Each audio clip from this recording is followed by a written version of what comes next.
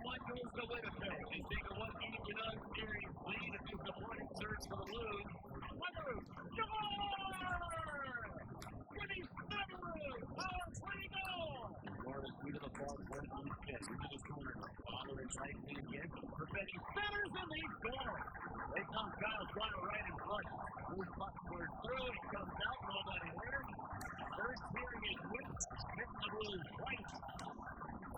Couldn't get a handle even there on the question keeping the Blues 2-1.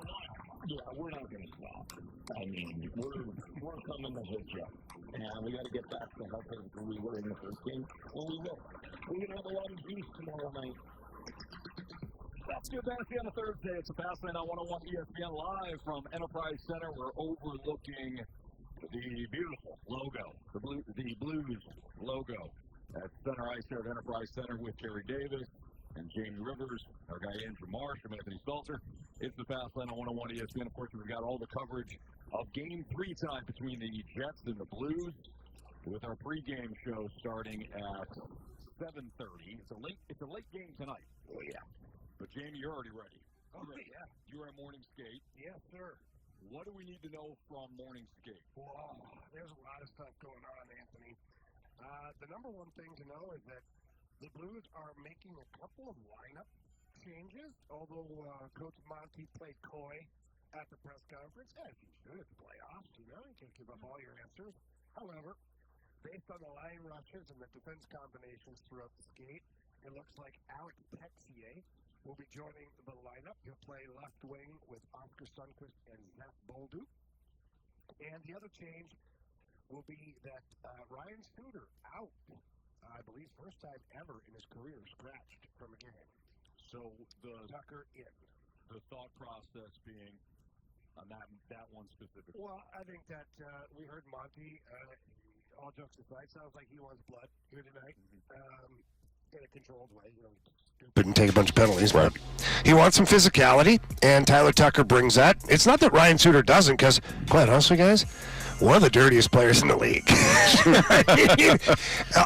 Sidebar here. Watching him play every night is hilarious because he gets away with so much.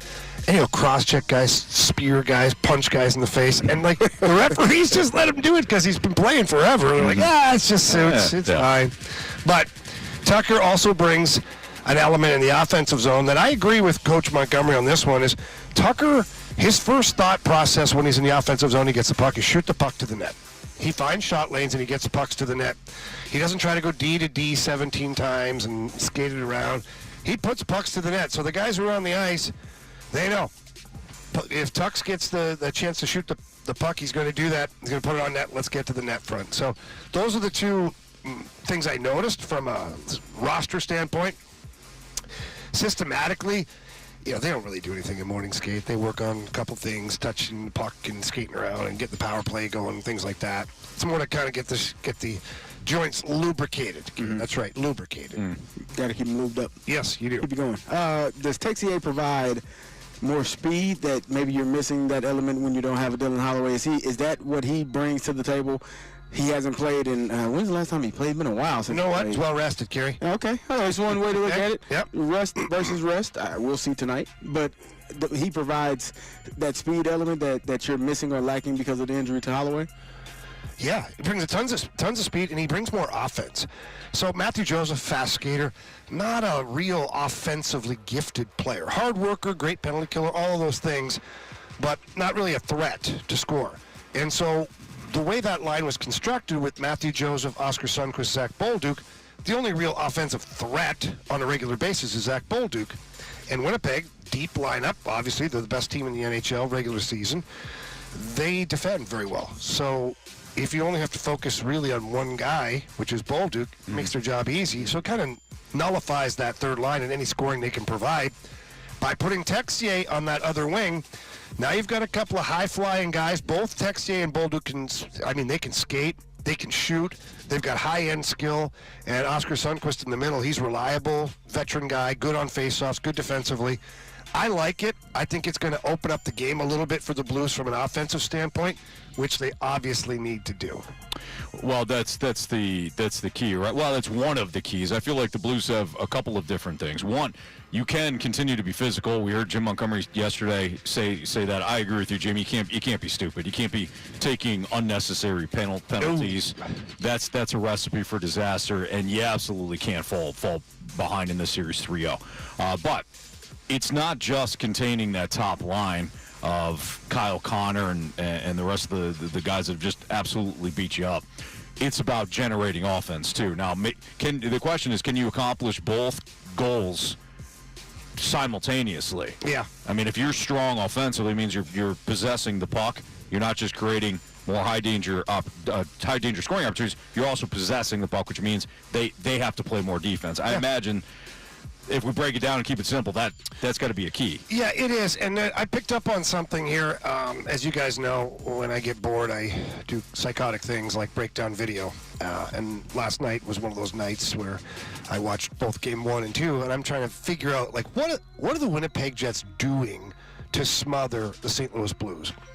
Well, they've gone back to a defensive zone system that hasn't really been around for a while. Kevin Constantine brought this into the NHL a long time ago. It's called the swarm defense. And all that means is if you take the defensive zone and you cut it into 4 squares, those are quadrants. Mm-hmm. Wherever the puck is, 5 defending players are in that quadrant. So especially down low in the corners. And what happens is the Blues are getting the puck in the corner, and all 5 guys for the Jets are just swarming that area with 5 players, taking away all their passing and goal-scoring opportunities.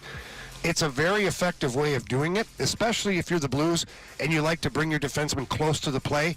You see how the Blues like to run their defenseman close so they're available in the offense? Well, that actually kind of plays into the swarm defense. So tonight, I don't know if they'll make the adjustment. I would hope so. Jim Montgomery didn't ask me my opinion on this. This is my own independent study. Unbelievable. What the Blues need to do is the weak side defenseman, which means the defenseman away from the puck, has got to get over to the wall, and then you hard rim that puck up to that defenseman. What that does is it spreads out the swarm. So they go from this tight little group of bees, right, to now they've got to open up and they got to go protect the puck way up high. That opens everything up, and that's when you dart guys through the middle of the ice. You find those deflections, you find those shots to the net. You take that swarm defense and you just nullify it that way. Well, now it sounds really easy in theory, right? Right. But you have to get a clear path to make that pass to that defenseman. The other question then I would have is what happens when the puck is already down low? And well, you got to work it. You got to then so what we used to do is, as the weak side defenseman, I would know, like, get close to like 2 stick lengths away from the boards, and then your forward just hammer it. Just like you do on a penalty kill, just hammer a hard rim around, and then that defenseman's the first guy to the puck. Someone has to front him. So someone has to leave their little comfortable spot in the corner and go front the puck. Over there. And what happens is there's a ton of ice in behind that player. Sure. And so what you try to do is make that hard rim. Then you send somebody to the far corner as well. So now he can go high to low. And now that defenseman who is net front, real comfortable in his little spot there, he's got to leave the net front and go to the corner. Now you've got a guy out at the blue line. You got a guy at the corner. That ice is now spread out. It's open. It doesn't feel like you have no oxygen anymore. Now, do you automatically score goals off of that? No, but you relieve some of the pressure from the swarm defense. It kind of reminds me, Carey, of you're running the ball, but you're running the ball into a defensive front that it's unrelenting. You have to run them out. You have to throw them out of But that. you guys have talked about this. You get a wide receiver. You got to take the top off the defense to pull them back so they can't all jump in and defend the run. So it's the same concept. Yeah. As that, I would you say. can get that extra defender I mean, it's not a direct comparable, We talked about that, I think, Monday, where I was saying it felt like even on one of the power plays, they just stayed on one side of the ice and not swinging it around, not bringing it around, and forcing the Jets to move. And that's similar to what you're talking about now. You got to get those guys to move out of their spot and get uncomfortable, because if they're able to stay in one spot and kind of swarm you, as you said, the defense is named, they're taking the air out of you, and they're smothering pucks, and they're not allowing you to get passes and be able to get shots on net. Well, Pavel Buchnevich and I were talking this morning, and I kind of talked about this with him. He's an unbelievable dude. He's hilarious, but he's a really smart hockey player. And he said to me, he goes, do you know how many times I've been able to have the puck and I'm staring at the net or at the defenseman? He's like, Hardly at all. He goes, I've got my back to the defenseman. I'm protecting the puck. I'm defending it along the wall. He's like, I don't have eyes on the goalie. I don't have eyes on, like, so he's like, we can't make plays because we're being swarmed and we're defending and trying to protect the puck. So he's like, we have to find a way to get eyeballs on the net. Mm-hmm. And it made sense to me. And then so I kind of bounced the ideas off of him too, like not coaching, just talking. Sure. It's my own observations. And he agreed. He said, yes, they're swarming us, and we've got to find a way to beat that. Yeah. It's Fastlane on 101 ESPN. It is 2:13. Your time check brought to you by Clarkson Jewelers, an officially licensed Rolex jeweler, with Jamie Rivers, Andrew Marsh, and Kerry Davis. I'm Anthony Stalter. You can always reach us throughout the course of the show today on the Air Comfort Service text line, which is 314-399-9646. Snake Pit is going right now, too, on our YouTube channel. There it is. Like Kerry, I wasn't paying attention. Yeah, that's okay. Like it's a different setup. So now I'm here. Normally I can see him like out of the corner of my eye. yeah. And Well, he's right beside you today. well, it's If you're on the YouTube channel, you can see we're snug as a bug here. we are snug. It's Yeah. bug in the world. This is the closest we've all been. Kerry looks cuddly today. I'm sure. You know what I mean? He does, yeah. I got a heater Got a going. heater on. I A got lot a of times sweatshirt. Kerry can look scary a little bit, you know. But when he's smiling, he's wearing that big sweatshirt. I just want to hug him. I'm good, Stay man. I'm in a great space. I told you I Big might fall koala bear. asleep Just over kinda- here. Don't fall asleep. Latch on to my buddy Kerry over there. 6:01, then you can fall Armrest, asleep. though, but that's kind of bad. Oh, yeah. Yeah, I don't have any armrest. Wow. Why did you get that chair? I don't know. Neither do you. You don't have any either. Yeah. Oh, well, King Midas here in the middle. I was the last one to sit down. You guys essentially gave me this chair. You're the last one, for sure. Yep. What Yeah. are you saying, Jamie? No, you know what he's saying. Oh, you're fine. You know what he's saying. Same thing he says to me every day. It's just you. I'm just gonna stay in control right now. I mean, okay. Anthony was kind enough to bring me lunch today. Very kind. Yeah. I had to eat it in 4 bites, though. Anthony got here at 1:50. You know, I feel it's like never enough, I feel Gary. like Anaconda right now, where I can feel the body sliding down. It's never enough with this guy. That's Jamie Rivers. Speaking of Jamie, he's going to tell us why the last line change could have a huge impact in tonight's game. That's next.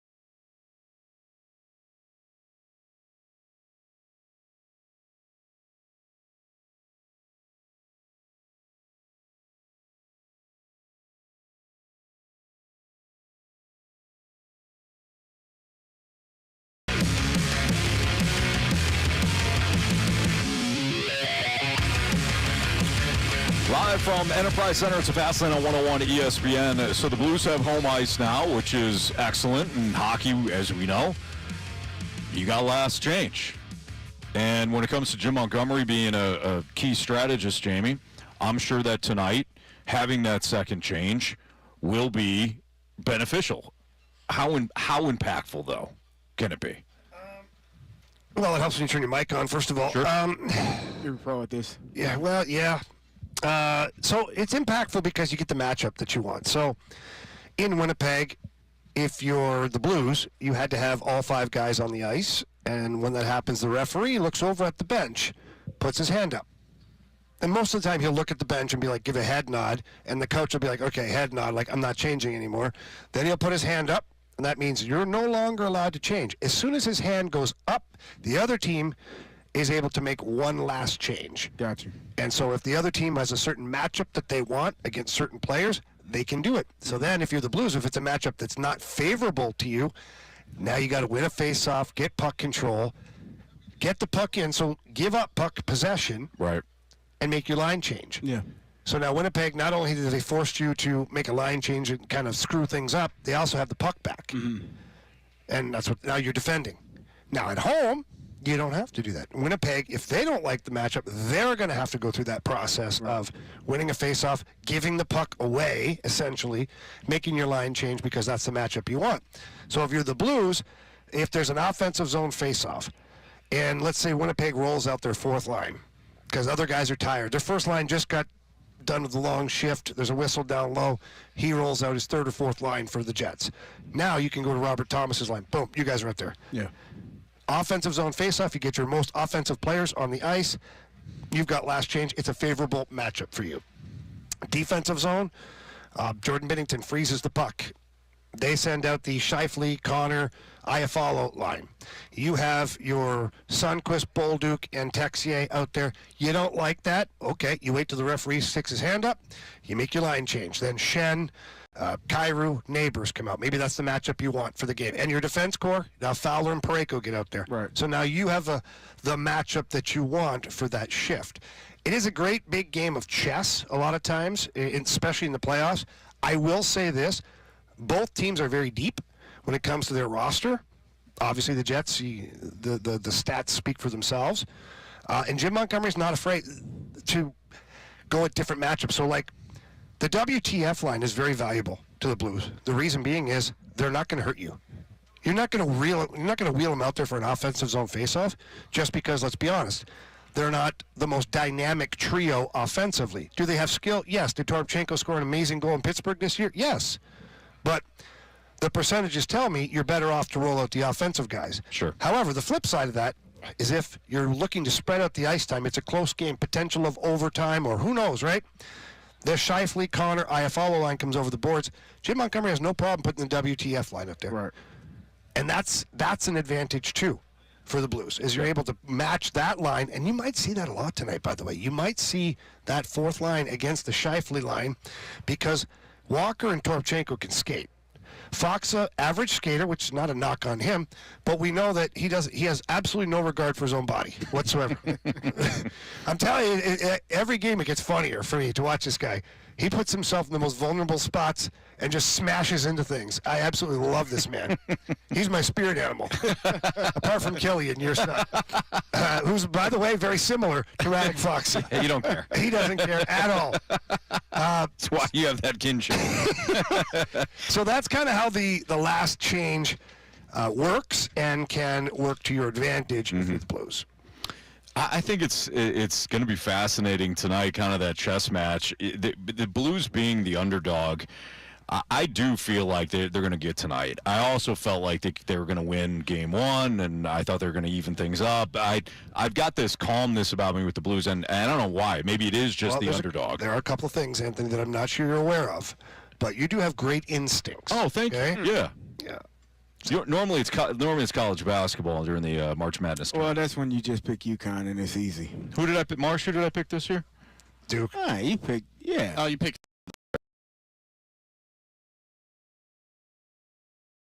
Well, Carey, never mind what school. From now on, just say chalk. Okay? Okay.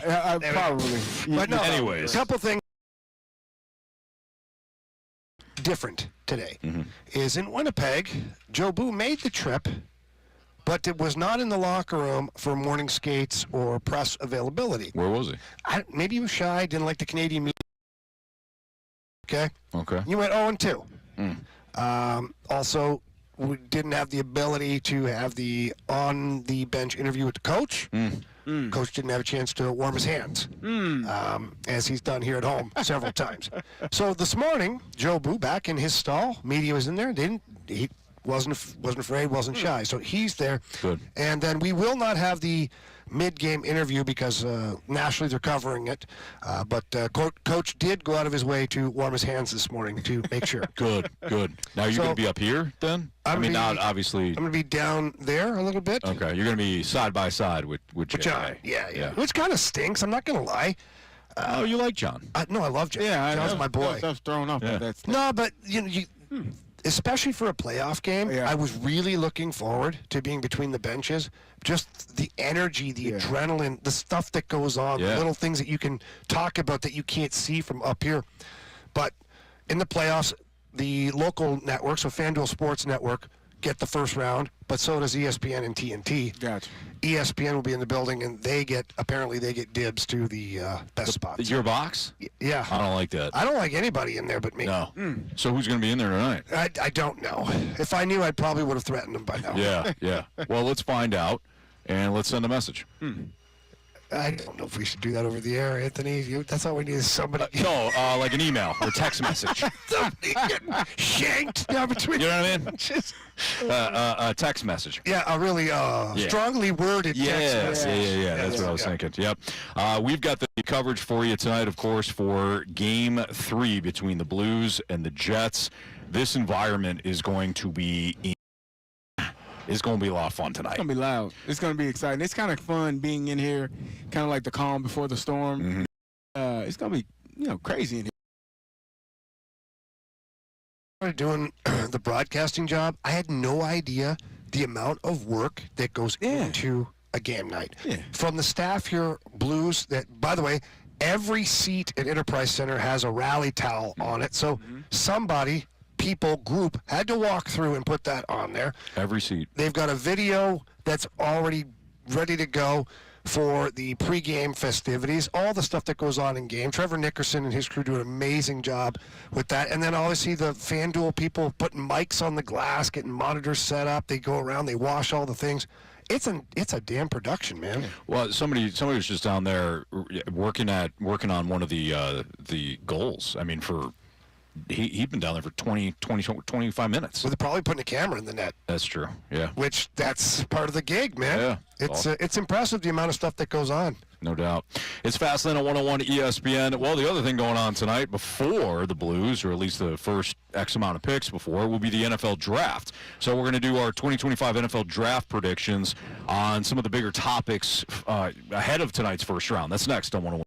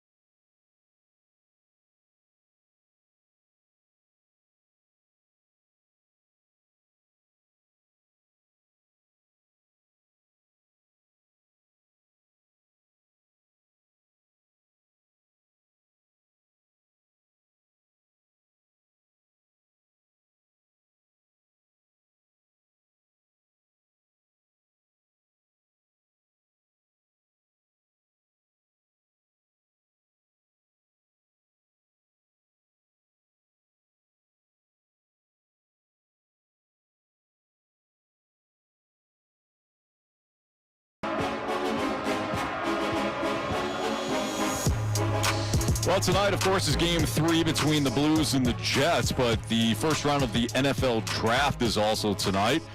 We got a Freedom Friday tomorrow, boys. Oh, man. It couldn't come at a better time because I'm going to be tired as hell tomorrow. No, you're going to be great. You're going to be great. I know it. I didn't say it wouldn't be great. I'm just tired.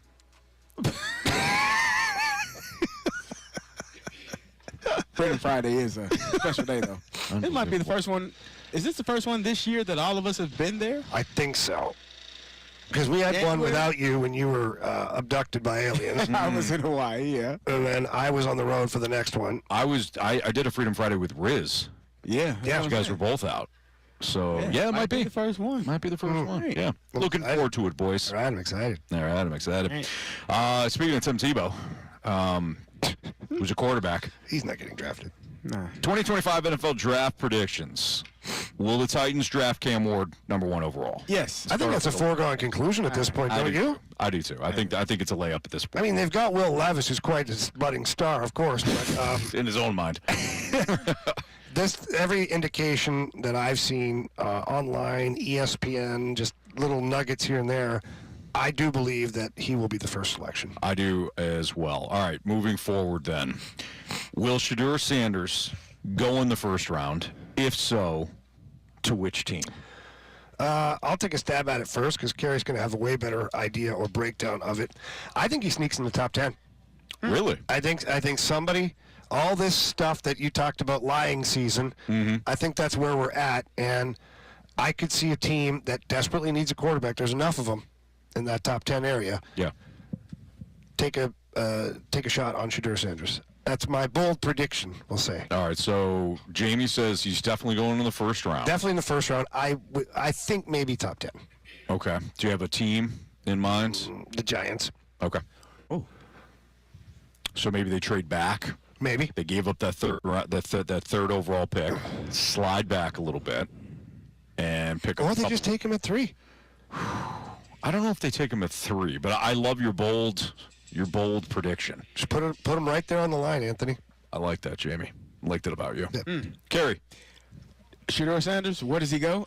You know where I hope he goes. I hope he falls to number 21. These are predictions, though. Yeah, I predict he falls to number 21, and the Pittsburgh Steelers take him. Prediction. Yeah, it is. It's a wish. Nah, it's a prediction. I guess it's a combination. Yeah, it's both. Thank you. Right. Blues up 1-0, by the way. No, I think that Shedeur is. I agree with Jamie. If he jumps into the top 10, I think it's probably in New Orleans. There have been reports that they're trying to figure out the exact injury to Derek Carr, if he's going to be out for the year. It's not been announced that he's out for the entire year. It's a shoulder injury, so they're still trying to work through his injury and figure out what exactly the diagnosis is for him. If he's able to play, I'm sure they're going to go with Derek Carr, and then they have Spencer Rattler as their backup, and the guy that looks like one of the actors that play a quarterback in a movie. I don't remember his name. Heffernan. Yeah, Heffernan. Heffernan? Something. I don't know. But him. Doug Heffernan. Yeah, him. I don't know if that's even a name. You could say anything right now. So is that King of Queens? It might be Doug Heffernan. So Shedeur does fall. I even heard earlier today that I think it was Dan Orlovsky said he believes that the Browns may jump back into the. I think it was Dan said the Browns may jump back into the draft later and pick him up at like 29, 30, something like that, if they can get back into the draft later, if he continues to slide past 21. So where Shedeur Sanders lands is unknown. I don't think anyone really knows. I think it feels like the Giants are set on Abdul Carter. You want to get the best player available, and that's probably the best player if Travis and Cam Ward are gone. They're probably not going to go running back that early. So I would say that Abdul Carter is going to go to the Giants. We'll see what happens at 9 with the Saints. And if he slides back, if he falls past number 9 and into the teens, I think Pittsburgh ends up with him at 21. At least that's my hope. I think the Saints take him at 9. I don't know. I don't see how you can go into this season if you're the Saints, not knowing the status of Derek Carr and knowing that Spencer Rattler's not the guy. So I think they take him at 9, which essentially ends the Derek Carr era in New Orleans, and they move forward. Well, yeah, depending on the injury, right? Like, yeah, and even if Derek Carr's available to play, it's not terrible to have Shedeur. No. waiting in the wings, you know, and then you you work your way through Derek Carr or work your way past him in the years to come, you know. All right, you could get on this. So over under on QB selected in the first round. Oof. 2.5. 2.5. Okay, so Cam Ward. Yep. Jackson Dart. I don't think he profiles to be a first-round pick, but some people are talking about it. Who else would we be talking to? Shedeur? That's 3. Yeah. Any more? Not in the first. Tyler. Show. He's like 40 years old. So it's at 2. It's at 2. He has an experience, Carey. Yeah, he's got plenty of experience. Yeah. So the over/under is 2.5. Yeah. I'll go under. I'm gonna go over. Because I think that... You were just waiting for me to say that, weren't you? No. I was going to say it Kick rocks right in my face. No. Listen. Cam Ward, number 1. I think Shedeur goes to the Saints. And I think either the Giants or the Browns, and I'm going to say the Giants, trade back in, like Carey was saying, and they take Jackson Dart. Wow. Late 20s. Interesting. Okay. So I say over. You could have a situation, because I also saw that Jackson Dart could land in New York with the Giants. You could have a situation there where they trade back from Abdul Carter and don't take him there and trade back and take a quarterback later and get some more draft capital. Yeah, they could. Maybe find a way to get back into the first round. I think they take Abdul Carter, and then, again, they jump back into the first round. It's going to be interesting to see how it all plays out. It never goes how you think. No. Normally the first couple of picks land how you think, and then after that it becomes chaos. So we'll see how it all goes tonight, but it's going to be fun to see where these young players are. I want to see where Ashton Genty goes. He's one of the top players as a running back. The resurgence. He doesn't want to make a prediction. No, he's For who? 2.5. Oh, I said under. Did you? No, you didn't. I said under. You've been I was talking. saying under while you were saying it. You said 2.5. I thought I said under. My apologies. Come on, Carey. I'm sorry. You did everything but answer the question. We'll get to Ashton Genty, okay? I'm running back. No, you're not. Running downhill. Over the last little while, one thing I've learned about Carey is he doesn't really care about running backs. I love running back. No, remember he talked about that. No, you don't trade up, take a running back. Yeah. Barry Sanders. One of the greatest players to ever play the game, man. What are you talking We're about? just talking about a unicorn. It's only one Barry. Yeah, it's only one. And it's not Manilow. Marsh. Very talented in his own right. Oh, yeah, absolutely. There's also Barry Bonds, who was Very talented too. ever to do it. So, Marsh over under 2.5 quarterback selected. 2.5. I'm going with the over. Oh, Okay. So Marsh Marshy likes chaos though. Marsh and I are on the same page. Jamie and Carey on the same page. Okay, now Carey. Yeah. Which team selects Ashton Oh Genty? man, I do. He has been somewhat everywhere. I have seen his name also in all different places as well. You got Jacksonville. You have the injury. Depends on who's in front of him, making sure he has the proper line play in front of him to make sure that he's able to have the success that is required. But I think he's a top 5 running back. I've thought that the Raiders were the team the entire time. I felt like they needed a running back since Josh Jacobs left for what their wants are, where they have him slated on the board in terms of best player available. And it all depends on what happens in front of him. So we'll see. I think he goes to the Bears. Ooh. And I think Bears fans might be a little ticked, but I don't want him to go to the Bears for the Bears' sake. it seems so clean to have him go to the Raiders. And you just said it, CD. Yeah. It rarely goes the way you think it's going to go. So I think he's still there at 10. And let's remember, DeAndre Swift at one point was a Lion. And Ben Johnson, obviously the head coach, was the OC in Detroit. And the Lions said, you know what, DeAndre Swift, it's not enough. So now he gets to Chicago, and who's the starting running back? DeAndre Swift. Yeah. I think he sits at 10. If he makes it 10, I think he goes to the Bears. That's my prediction. See, I like And Bear fans will probably be irate. I like Ty Warren. I love him as an athlete. The tight To the end. Bears? The tight end from Penn State. Why not Cole Kmet? Ty Warren is a difference maker. I don't think he's on the Brock Bowers level, but I think he's just a step under there. Kind of the same build, same athleticism. He's way more athletic than Cole Kmet is. And so for me, Ty Warren is a guy that he's a quarterback in high school, can run the ball, throw the ball. He's almost like the guy that Taysom Hill. Your guy. That's Jamie's guy. Jamie loves Taysom Hill. Favorite player. But more of a tight end than anything else, as Taysom Hill is a jack of all trades. But yeah, I like Ty Warren, and if the Bears are able to add him to their receiving core, maybe you go get a running back, but I think Ty Warren is a much better difference maker than Ashton Genty would be on that team. Yeah, I like your Bears prediction. I like it better than the Raiders one because I think that Ben Johnson can do more with that player. However, I do think the Raiders will take him before the Bears. Luther Burden. Oh, does his name get called tonight? I don't think it does. I think that the lack of passing game from Mizzou this past season overall hurt his draft status. I do. If he had a quarterback that was hitting him 4 or 5 times a game, big yardage, all this stuff, I think because he projected to be a first-round pick, and he slides to the second round. All right, second round. I agree with Jamie. I think his production.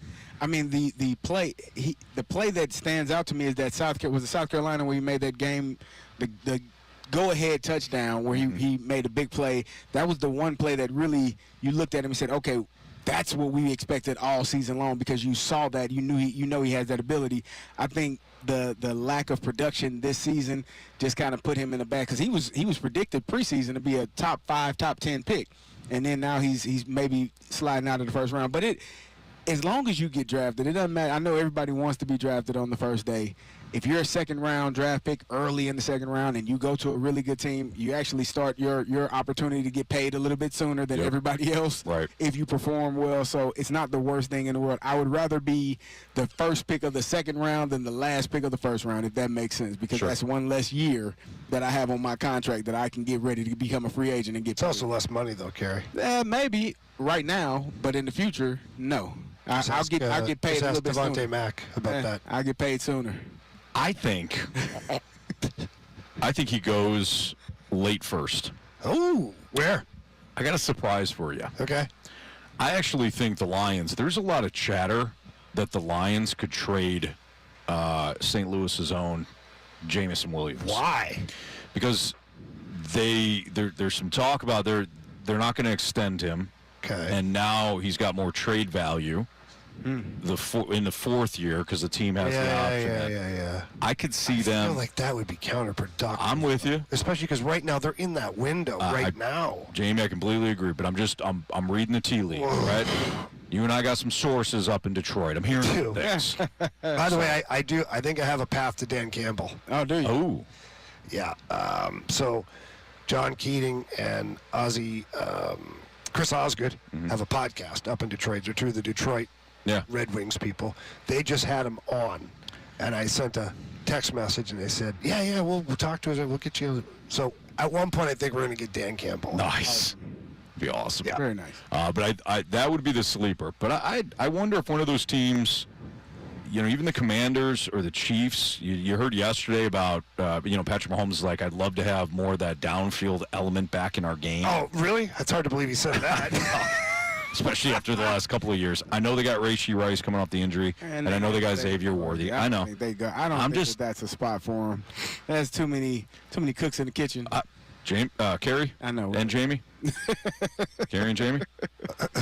I think Luther Burden hears his name called at the end of the first round. I hope so for him. We'll see. We'll see tonight. Should be interesting, as always. It's Fastline on 101 ESPN. Marsh has got what's trending for us next.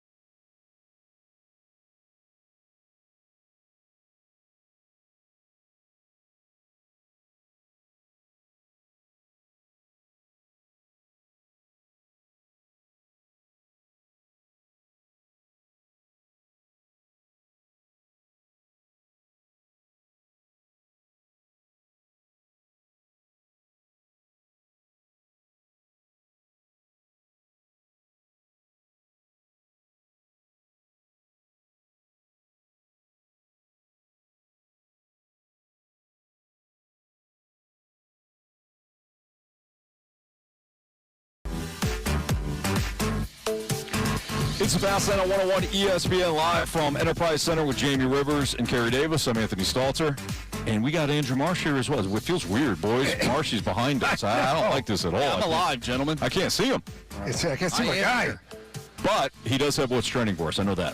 All right, gentlemen. So earlier today, John Gruden, you know John Gruden. Yes. Former NFL head coach, and he's done work with ESPN. He is now with Barstool Sports, and he has been doing these unboxings where teams, whether it's college, professional, they'll send him a bunch of swag.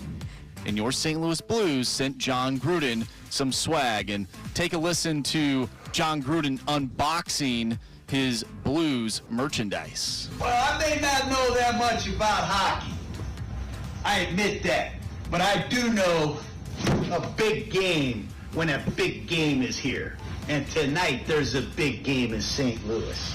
And for this, I'm going to use my switchblade knife. You see, the St. Louis Blues sent me a box. And the St. Louis Blues are down 2-0 to the Winnipeg Jets. And I'm concerned about that, but I'm excited because down 2-0 gives you a chance to do something unbelievable. And when you got a head coach like Jim Montgomery, I guarantee you, he's telling his team right now, hey, Winnipeg's got dreams of winning the Stanley Cup. Winnipeg this, Winnipeg has dreams of that. Hey, we're the freaking nightmare. The St. Louis Blues. I love that part. We're in the frickin' nightmare. Yeah. John Gruden not into dreams. He is into nightmares. Yeah. Gentlemen, this is awesome. This is something that I think the Blues need right now, a little John Gruden to fire them up. He also went on to talk about Jordan Bennington and compared Jordan Bennington to some of the all-time greats. Montgomery, thank you for the skates.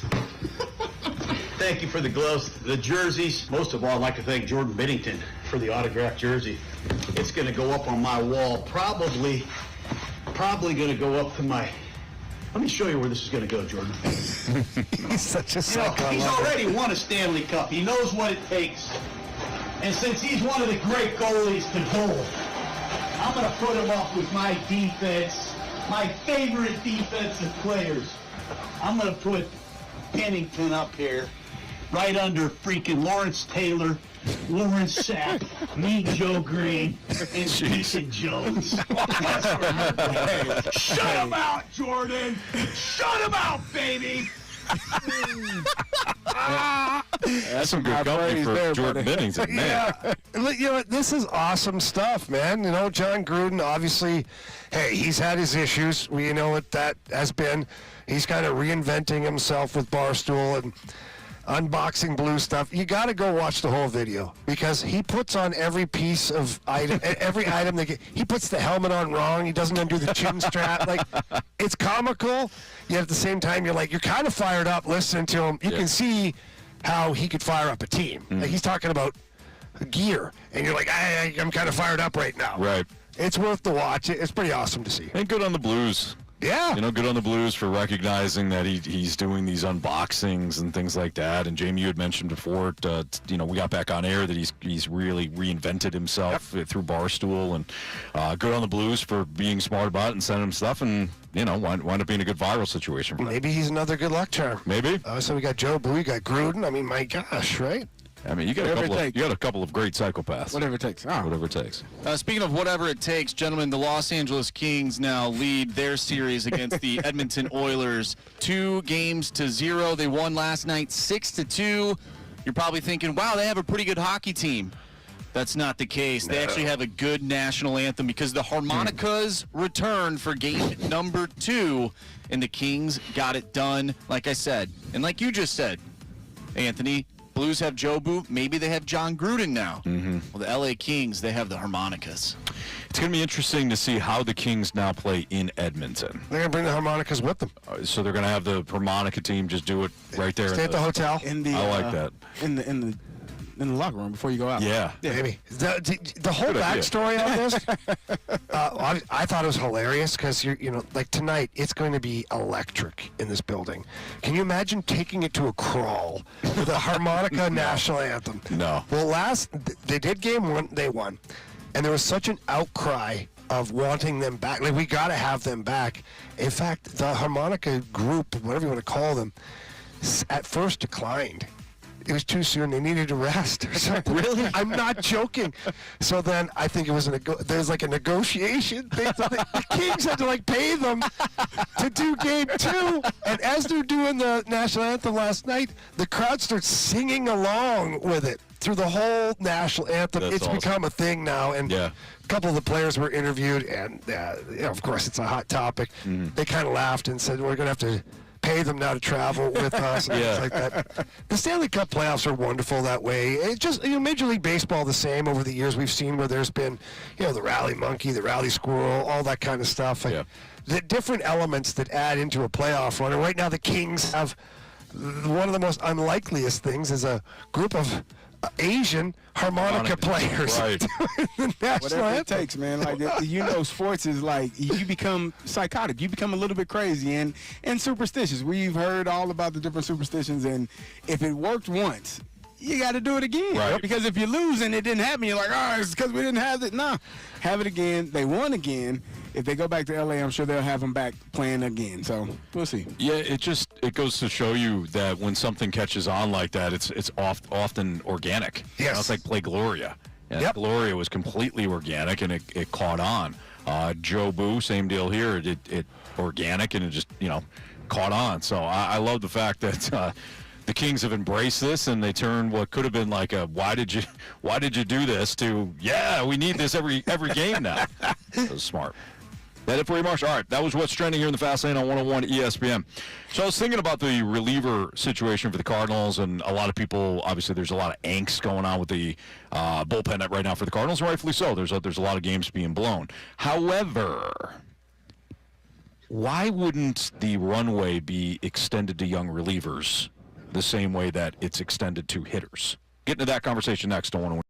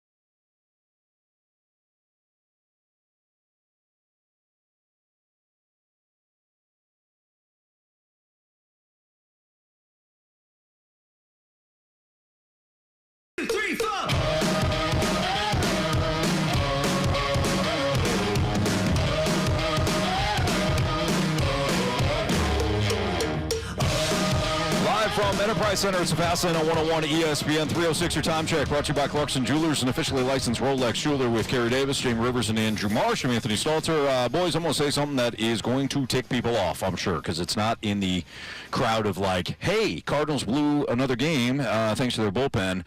Why don't you just go ahead and demote them all? But I have an idea. Okay. Guys, or at least a thought, maybe some perspective. All right. Why is it okay in what we're all describing as at least a partial youth movement, that guys like Nolan Gorman and Jordan Walker are given that extra runway to struggle because it is a developmental year, but Ryan Fernandez, who has been terrible, he's been terrible. What makes you say that? His numbers.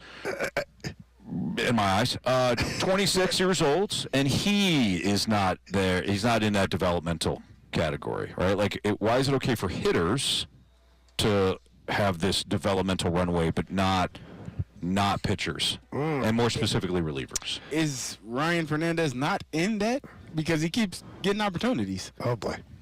So maybe he is part of this the development program. But everybody wants to send him down. Well, Like, send him down. They don't have the power to send him down, though.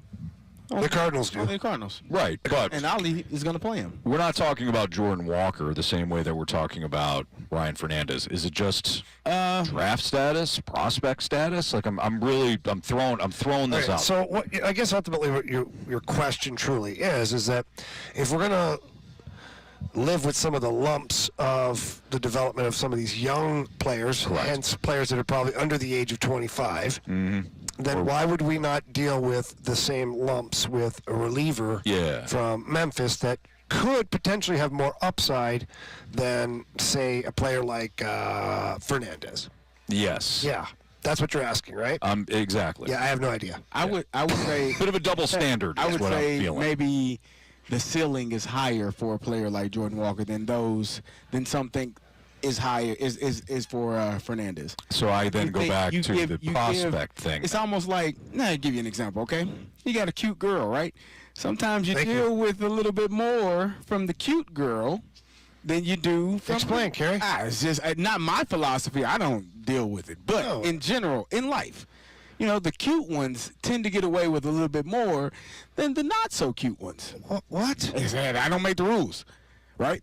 She has a higher ceiling. We're in so much trouble right now. A higher ceiling. She's got a higher ceiling. That's a human being, Carey. I'm just saying. Anything can happen. I expect this type of stuff to my right and not to my left. What? Drew, the engineer. Oh, that's amazing. So basically what you're saying is the prospect status then. There you go. Jordan Walker was a prospect, so it's okay, but Ryan Fernandez not, so you better Walker, perform now. Slightly cuter than... There you go. According to Carey, that's where we're going with it. That's kind of how it is. Yeah. How life goes. So you agree it's a double standard? No question it's a double standard. They say it's right. Just giving you the reason why it's happening. All right, fair enough. I didn't, I floated out the question. I guess I could expect all answers. I did this. Some have better personalities than others. Help! Lisa said. That's what Lisa said? They have good personalities. Wow. See? All right. Lisa, Yeah. don't involve yourself in this. I'm shocked Lisa chimed in like that. Nobody said Carey's wrong. Yeah.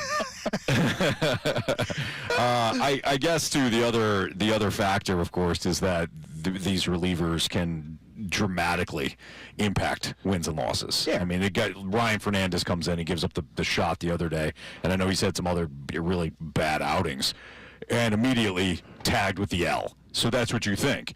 That's what you remember. Jordan Walker could strike out a handful of times when he gets a hit in his last at bat. He could strike out the bases loaded 3 times when he gets hit his last at bat. Jordan Walker's really improving. Yeah.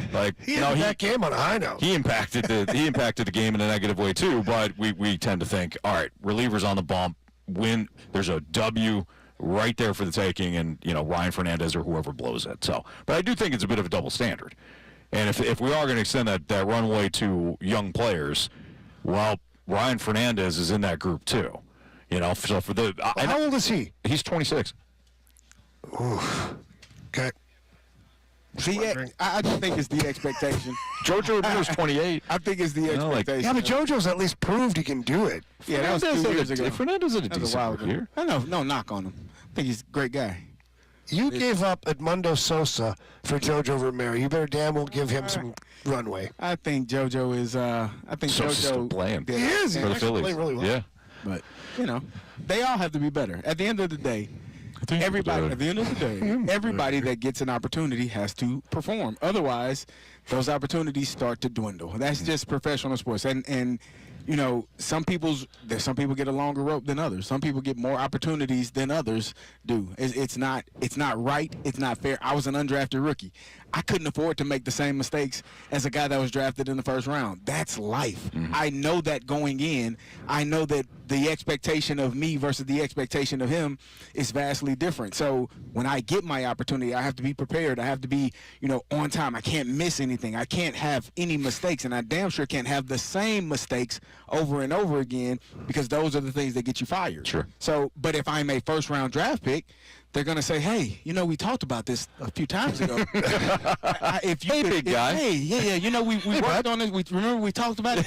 Me being an undrafted rookie, what the hell are you doing? Why do I have to say this multiple times? I won't say it again, and I'm done talking. Yeah. And so the conversation is vastly different for a person that is drafted in the first round, or a person that is drafted in the 23rd round, or in undrafted in my case. Yeah. And that's just life. It doesn't mean it's fair. It does mean that there are double standards. There are different rules for different people. And that's kind of where Ryan Fernandez is right now. And I'm sure if you were to ask him, he's probably extremely frustrated with his performance, with his play, giving up home runs and allowing, because you're letting the team down. You're not only letting yourself down and missing out on more opportunities, but you're letting the team down, which feels much worse than what you're doing to your professional career. So I'm sure he's trying to figure it out, trying to get it correct. He's praying for another opportunity to go out there and get it done the right way.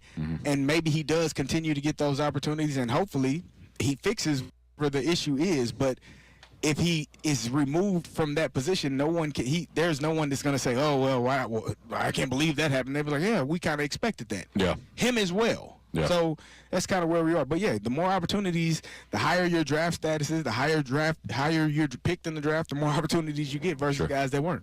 I think the other underlying thing that Carey's trying to say here is that relievers don't matter. It's the fast lane on 101 ESPN, right? That's what I heard too. Yeah. They're not No, kicking. well said, Carey. Yeah. And you're ultimately right. And They're human beings. They're just not any value to your team, Carey. That's what you're saying. Who? Relievers? Relievers. Yeah. Nah, I like those guys. They're kind of like That's kickers solid. to you.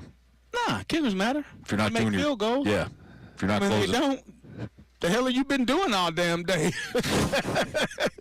I've been practicing for 2.5 hours. You've been kicking over here, my man. And you just Like, missed it. tired. Yeah, don't figure it out. My body's tired. Hey, those harmonica Do your players. job, I'll do mine. Okay, bud? Those harmonica players retired too. And what did they do? They battled through They it. got back on that I think ice. that they were tired. Jamie said they retired. That's That's what they said. I think they just wanted a little more. Hey, imagine how quickly they got untired when the money. Suddenly, I feel refreshed. You know what? Woo, yeah, I can play. All right. How many more nights you need? Yeah. All right, Chris Kerber is going to join us next. We'll preview Game 3 with him live from Enterprise Center next on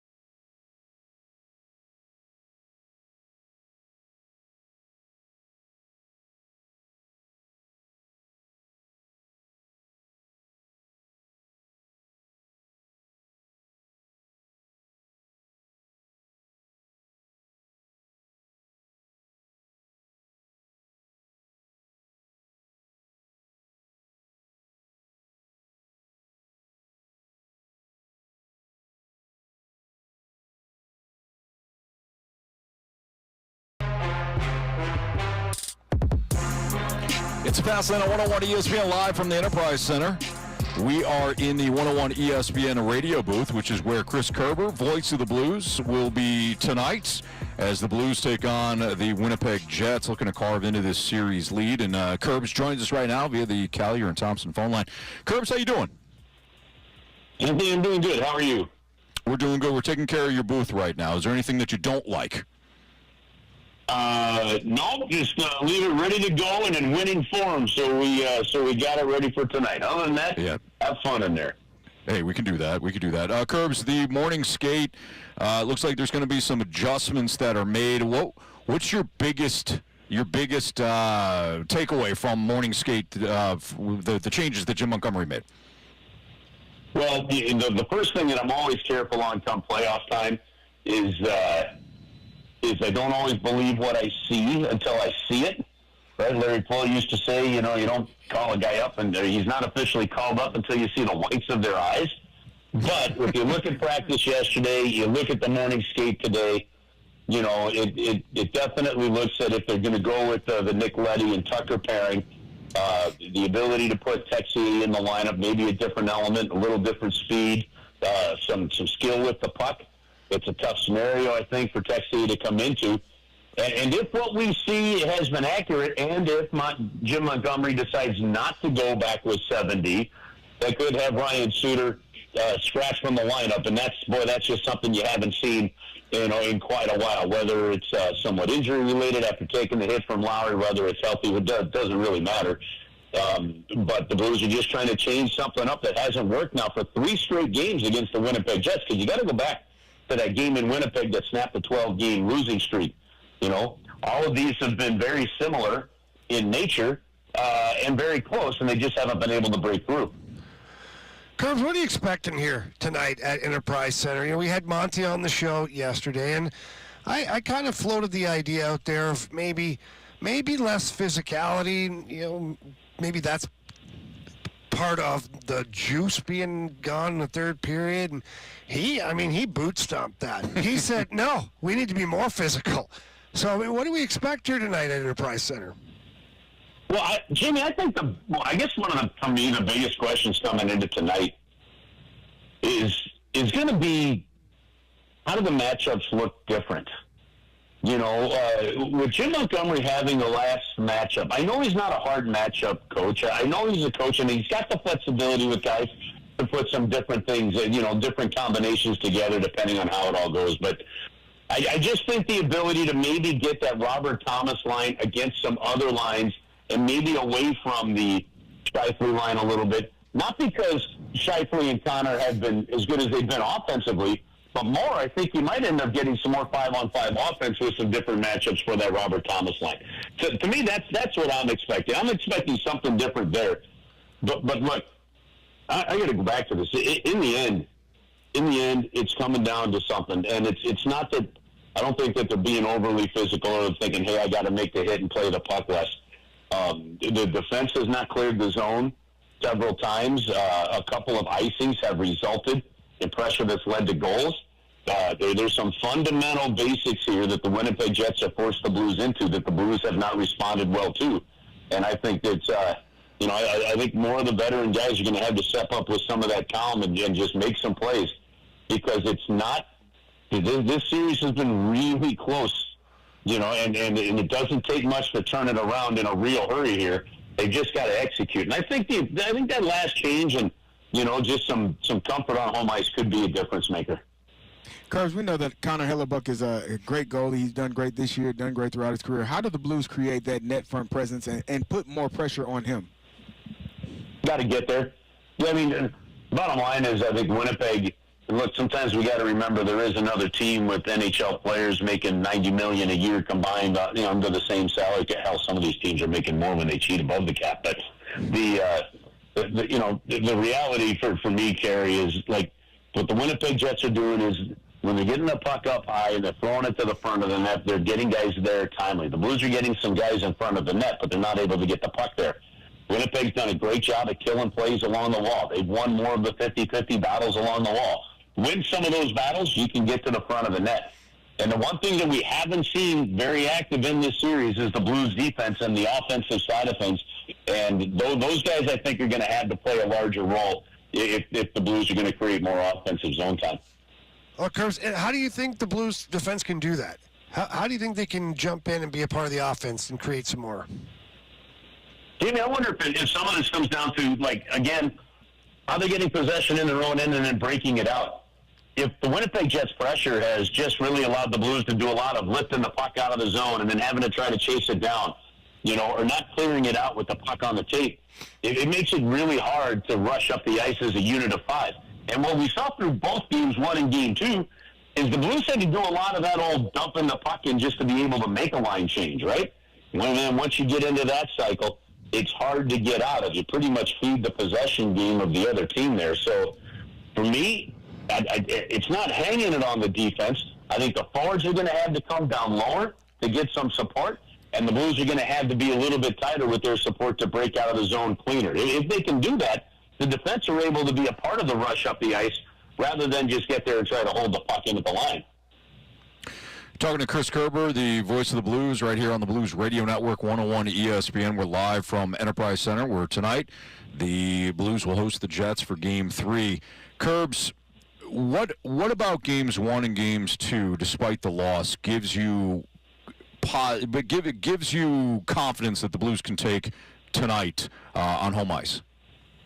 Well, first off, I think the special teams have been really good. And, yeah, it would have been nice to see the power play be even better in that second game because it could have made a difference. Winnipeg clearly made a difference in those last 3 power plays. Either that or the Blues just weren't aggressive enough with their mindset. So, to me, special teams have been good. Jordan Binnington has been really good. So when I'm looking at special teams and goaltending, I'm pretty happy. The 5-on-5 play is where they've had the edge, and it hasn't been a huge edge in terms of scoring because your goaltender has been really good. So to me, break through with a little bit of even strength goal, a little bit of even strength play, and you're right there. And again, you're talking a stretch here, guys.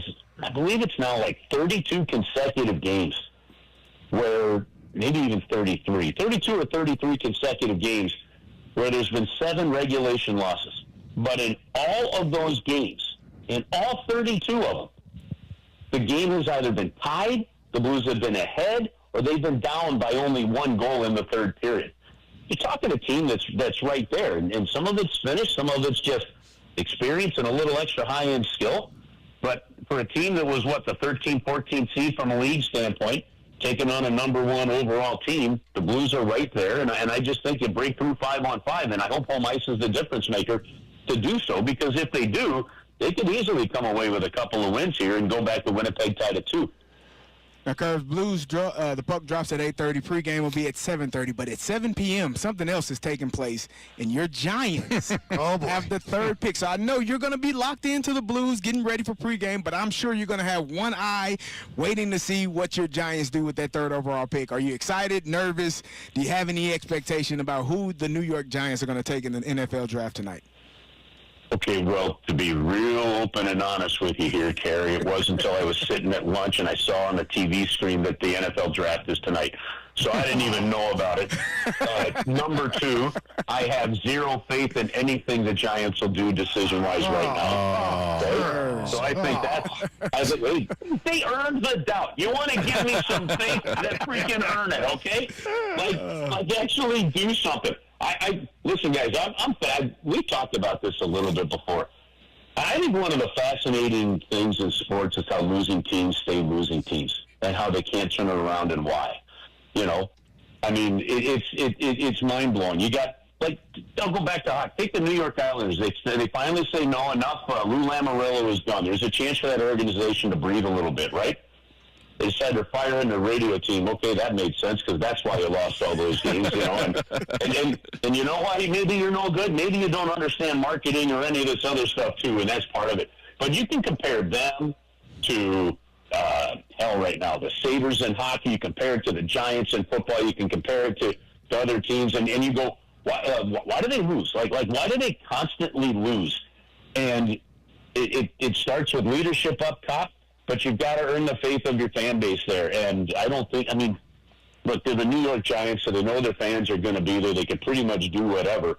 But it's just amazing how some of these organizations make one colossal decision-making blunder after another. So, no, I've got absolutely no faith in them tonight.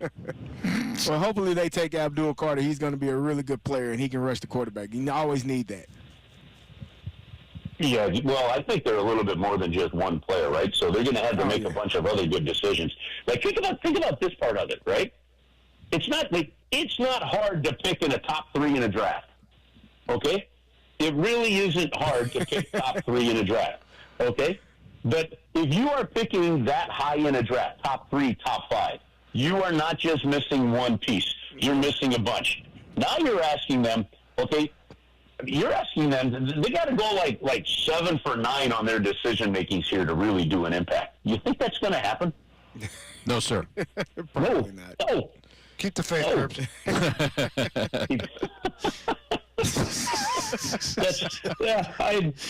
Oh man, I don't know. Just look at this back team. to the days of Lawrence Taylor, where it doesn't matter what's in front of him. You just, golly, listen. I just think like that's one thing that impresses me, and I'll tie this all back to the Blues here in a weird way for y'all.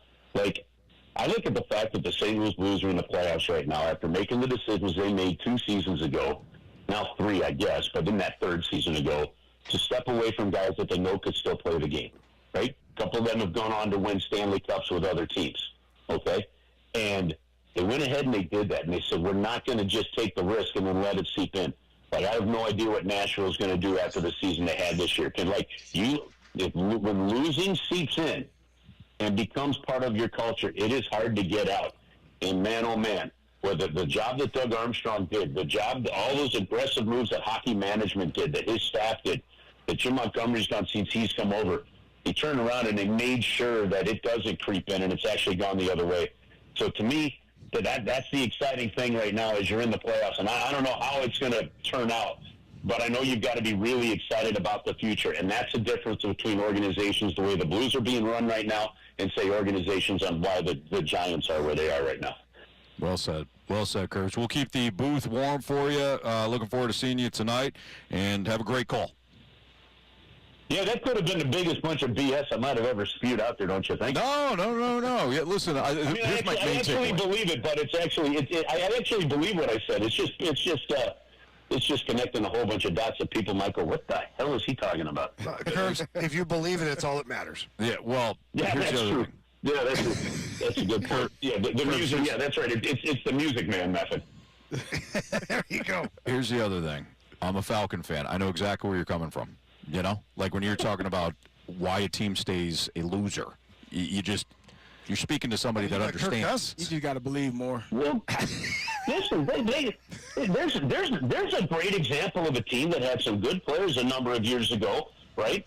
Was competing to make a couple wrong decisions, and now you're 7 years out of the playoffs looking forward. You're going, what the hell happened? 3.5 quarters of outstanding play, Curbs. 3.5. 3.5 quarters of brilliant play. What happened to that? Ruined by one horrible quarter. I think your owner should say, hey, why aren't we more like hockey and just play 3 periods? Yeah, there you go. I think that was the confusion. They went back to their Atlanta Thrasher days. So. Yeah, there you go. There you go. Curbs, have a great night. We'll see you. Let's have fun tonight. All right. Sounds good. Bye. See you, Curbs.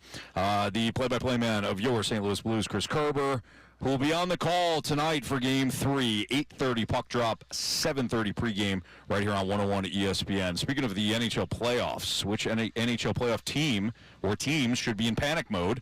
Which ones maybe shouldn't get too comfortable despite the lead? We'll talk a little NHL playoffs next on 101 ESPN.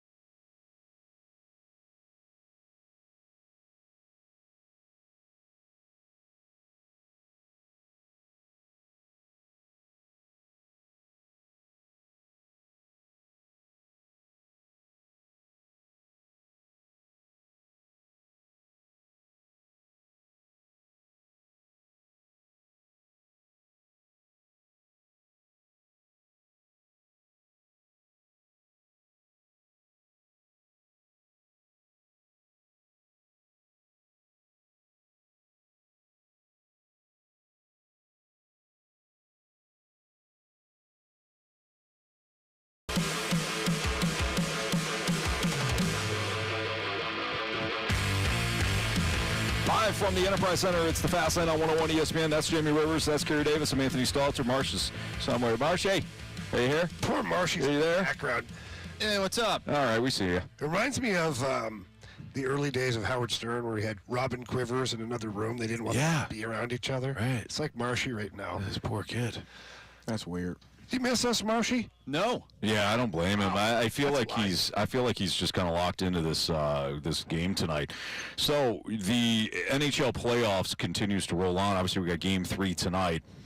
Which team should be, or teams should be in absolute panic mode right now? Ooh, Anthony, that's a spicy question, as the kids say these days. I think the Edmonton Oilers have got to be in full-on panic mode. Sure.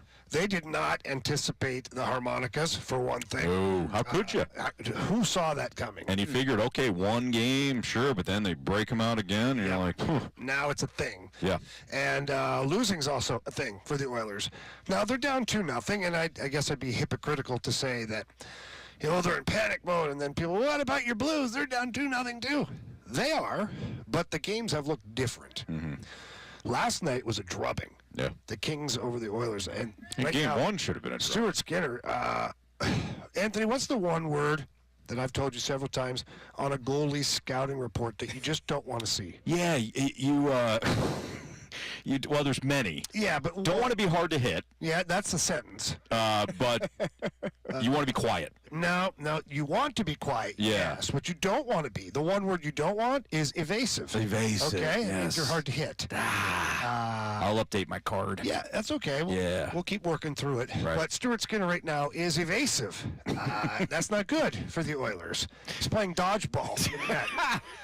And the That Kings kind of are- goes with hard to hit. Yeah. Of yeah. course it does. Yeah. But it was more than one word, right? Yeah, I got you. So the Kings are taking full advantage of that. So I think personally, when it comes to that aspect of it, the Oilers for sure in panic mode. I don't believe the Ottawa Senators are in panic mode. They had a hell of a game against the Maple Leafs in Toronto. Game 2 in particular. Game 1 was a bit of a runaway. And now they go back to Ottawa where they haven't had a playoff game in like 10 years. 8 years maybe. It's going to be crazy. It's rocking. It's going to be rocking. So I think that there's still a chance in that one. The Montreal Canadiens, they should be in full panic mode. Yeah. At this point. Same thing with The NHL Stanley Cup Playoff. That's right. NHL Stanley It is Cup the playoffs. NHL That's what Stanley we're Cup talking playoffs. about right now. Dynamite drop in Absolutely. there. Yes, sir. Devils got to be in absolute panic mode. Oh, they should be planning vacations for a week from now. What about the Golden Knights taking the loss against the Wild at home in the fashion that they did? Do you think that maybe not in panic mode, but you didn't expect that to happen, did you? No, you didn't. The thing with the Vegas Golden Knights is I'd be worried about my goaltending. Mm-hmm. I mean, some of those goals were terrible. Too soft? Right? Oh, soft. Yeah. Very soft. Like the bottom of a wet paper bag. Soft. There's nothing there. Well, sometimes fall it's there, but it's not very effective. No. Right? Yeah. Not That's protecting kinda- anything. No, you're not holding anything. Protecting Nope. nothing. Nope. And so that's a concern for me if I'm the Vegas Golden Knights is, okay, this is a goalie that helped us win a Stanley Cup. Mind you, they had 5 goalies that they used during that playoff run that one year, but this is the one that got to hoist the cup at the end of it. And he was on the Canadian team for the Four Nations tournament. So it's not like he's a bad goalie. He had a really bad game, though, to the point where I'd be like, okay, like, not panic, but you're kind of like, oh, what are we doing Want here? to see a bounce back. Can we maybe not do that again type thing? It's an interesting strategy, son. Let's do the opposite in Game 3. Yeah, whatever you did there, do the opposite. Yeah. But I don't see Vegas losing that series to the Wild. I don't think there's I a don't panic either. there. I think there's only a couple of real true panics.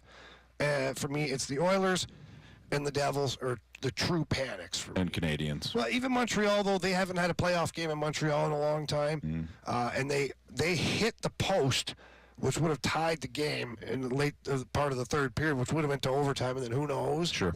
So that one there, although the Capitals are heavy favorites, there's something emotional about a team going back home and having a crowd like that. It hasn't had playoff hockey in so long. And like Canadians fans are like, it's like the Yankees fans. Yeah. Like you just like, there's an aura in the building that you don't know what the hell it is, but it's there. Yeah. And so that's why I'm not panicking yet with them. It's like playing in Green Bay for all those years. Like you're playing the Legends and the Ghost and all that other crap. Everything. Going in there. I think the one team that, and you kind of mentioned this with the Senators, but I think the one team that shouldn't feel too comfortable, despite being up 2-0, is Toronto, given their history. Well, given their... I also say Winnipeg, too. Well, Winnipeg, too. And this is why the Game 3 is so important for all the teams that are down 2-0 right now. One, it's your first game on home ice, and that's including the Blues. You know, who knows what you're going to get tonight. Like, if the Blues, for some reason, come out and it's 3-0 after the first period, it'd be unbelievable. This place would be electric. But then maybe you win 4-2 at the end of the game, but one of the goals or two of the goals at Hellebuck are, squeakers, right? The Canadian media, by the way, there's like 40 of them here. They're going to go right to his stall after the game and be like, what happened on that goal? Are you feeling like this is like last year where things are slipping away? And are you worried now that at the other end of the ice, Jordan Binnington's heating up? And all of a sudden, the narrative changes. And so that's why this Game 3 is so important. For obvious reasons, down 2-0. Not that you can't, but you really don't want to go down 3-0, because even though there's a chance to come back, it really isn't. Right. But if you win tonight, whether you're the Blues or the Canadians or the Senators, with their home debut, you're right back in it, man. Right back in it. All right, it's Fastlane on 101 ESPN. We're going to play Prove Me Wrong next. So if you have a Prove Me Wrong statement that you want to send into the Your Comfort Service text line at 314-399-9646, this is a statement that you want to make and have Carey, me, or Jamie attempt to prove wrong. And our judge will be Andrew Marsh, who is really in a judge's chamber right now here at Enterprise Center. So we'll play Prove Me Wrong, so send those in, and we'll do that next in the Fastlane on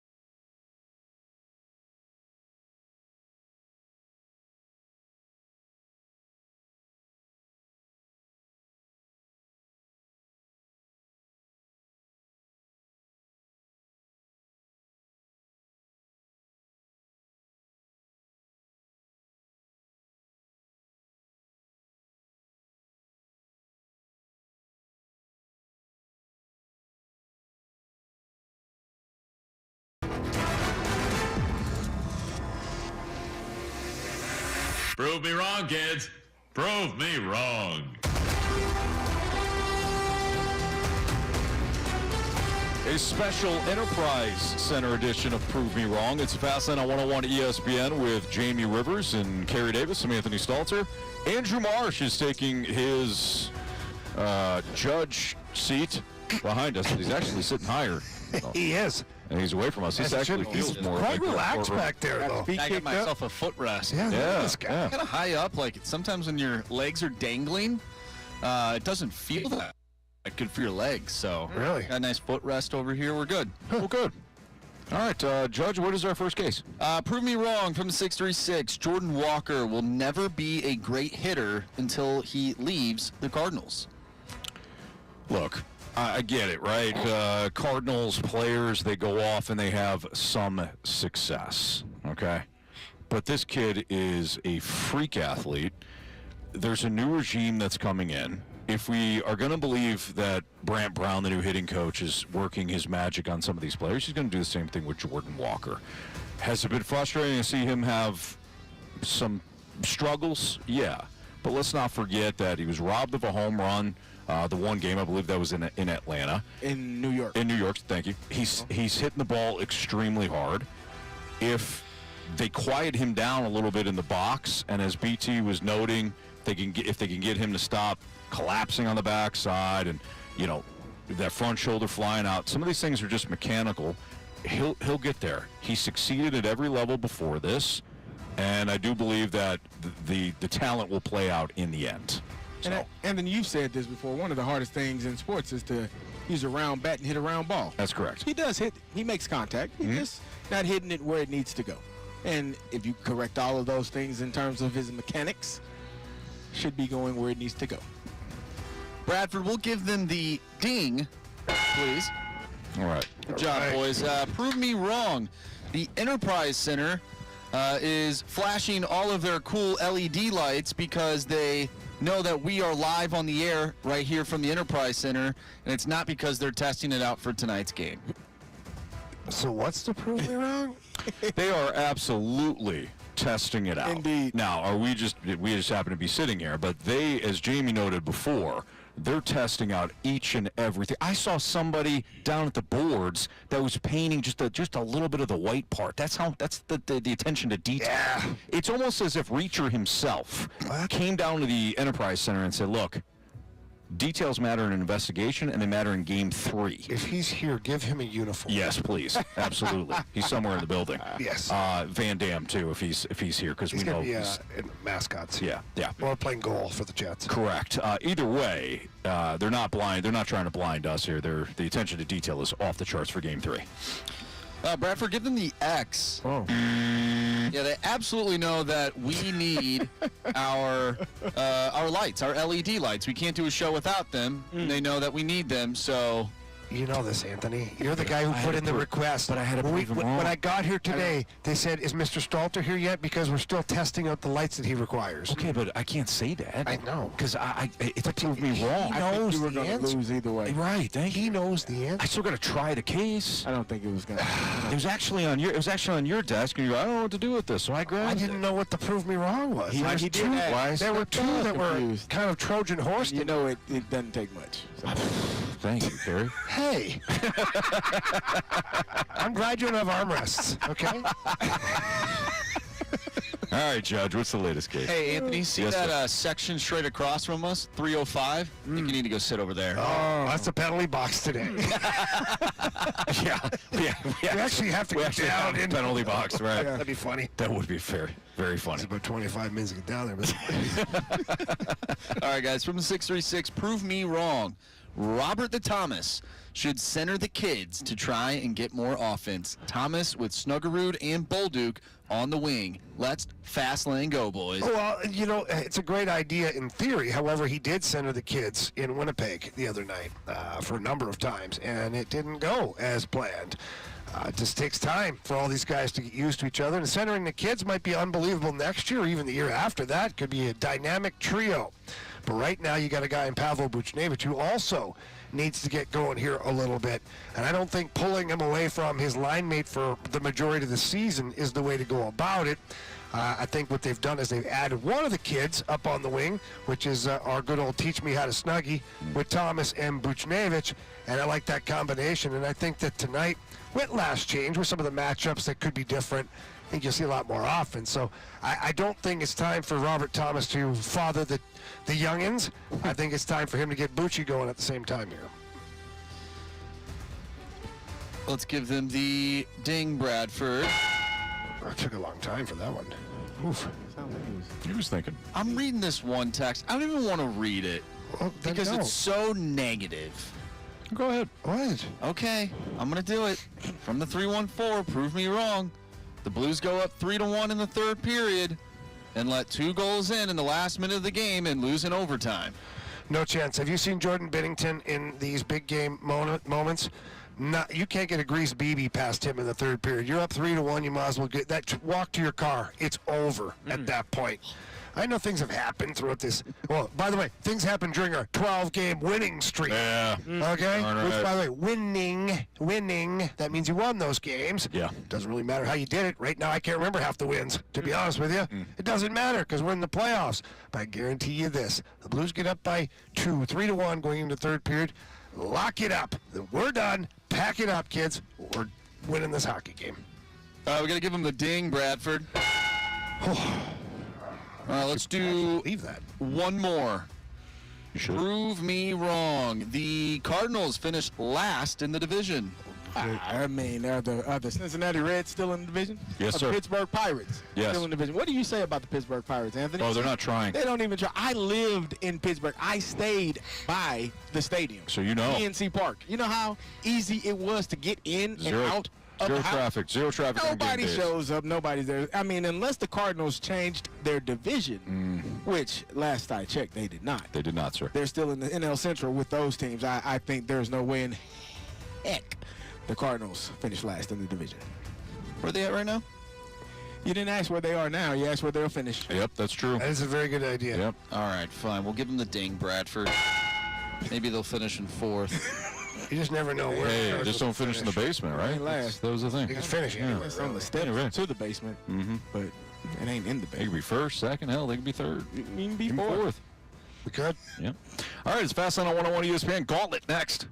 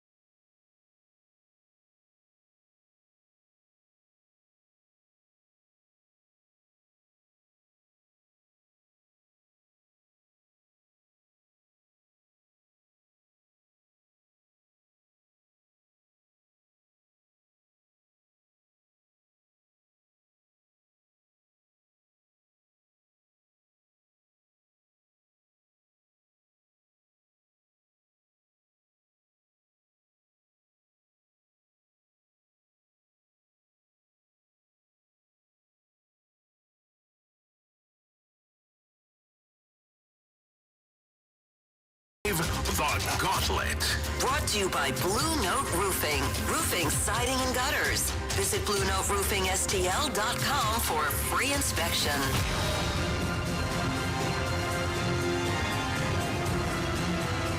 Time for the Gauntlet here in the Fastline on 101 ESPN, where it's 4:04. Your time check brought to you by Clarkson Jewelers, an officially licensed Rolex jeweler, live from Enterprise Center with Andrew Marsh, Jamie Rivers, and Kerry Davis. I'm Anthony Stalter. And Marsh, who do we have today? We have Vinny joining the show. He sent us a mic drop the other day where Ben was chirping the Anaheim Ducks. Oh, that's right. Yeah. What's up, Vinny? How are you? Nephew. I'm doing great. It's a great day. I hit some golf balls today, did some yard work. Happy to watch the Blues win tonight, so feeling good. Good, man. And was Ben excited to hear that he kind of made the radio?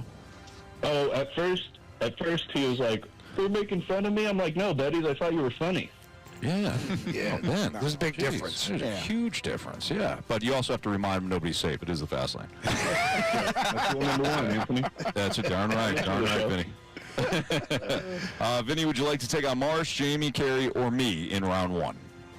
I'm going to go for Carey Davis.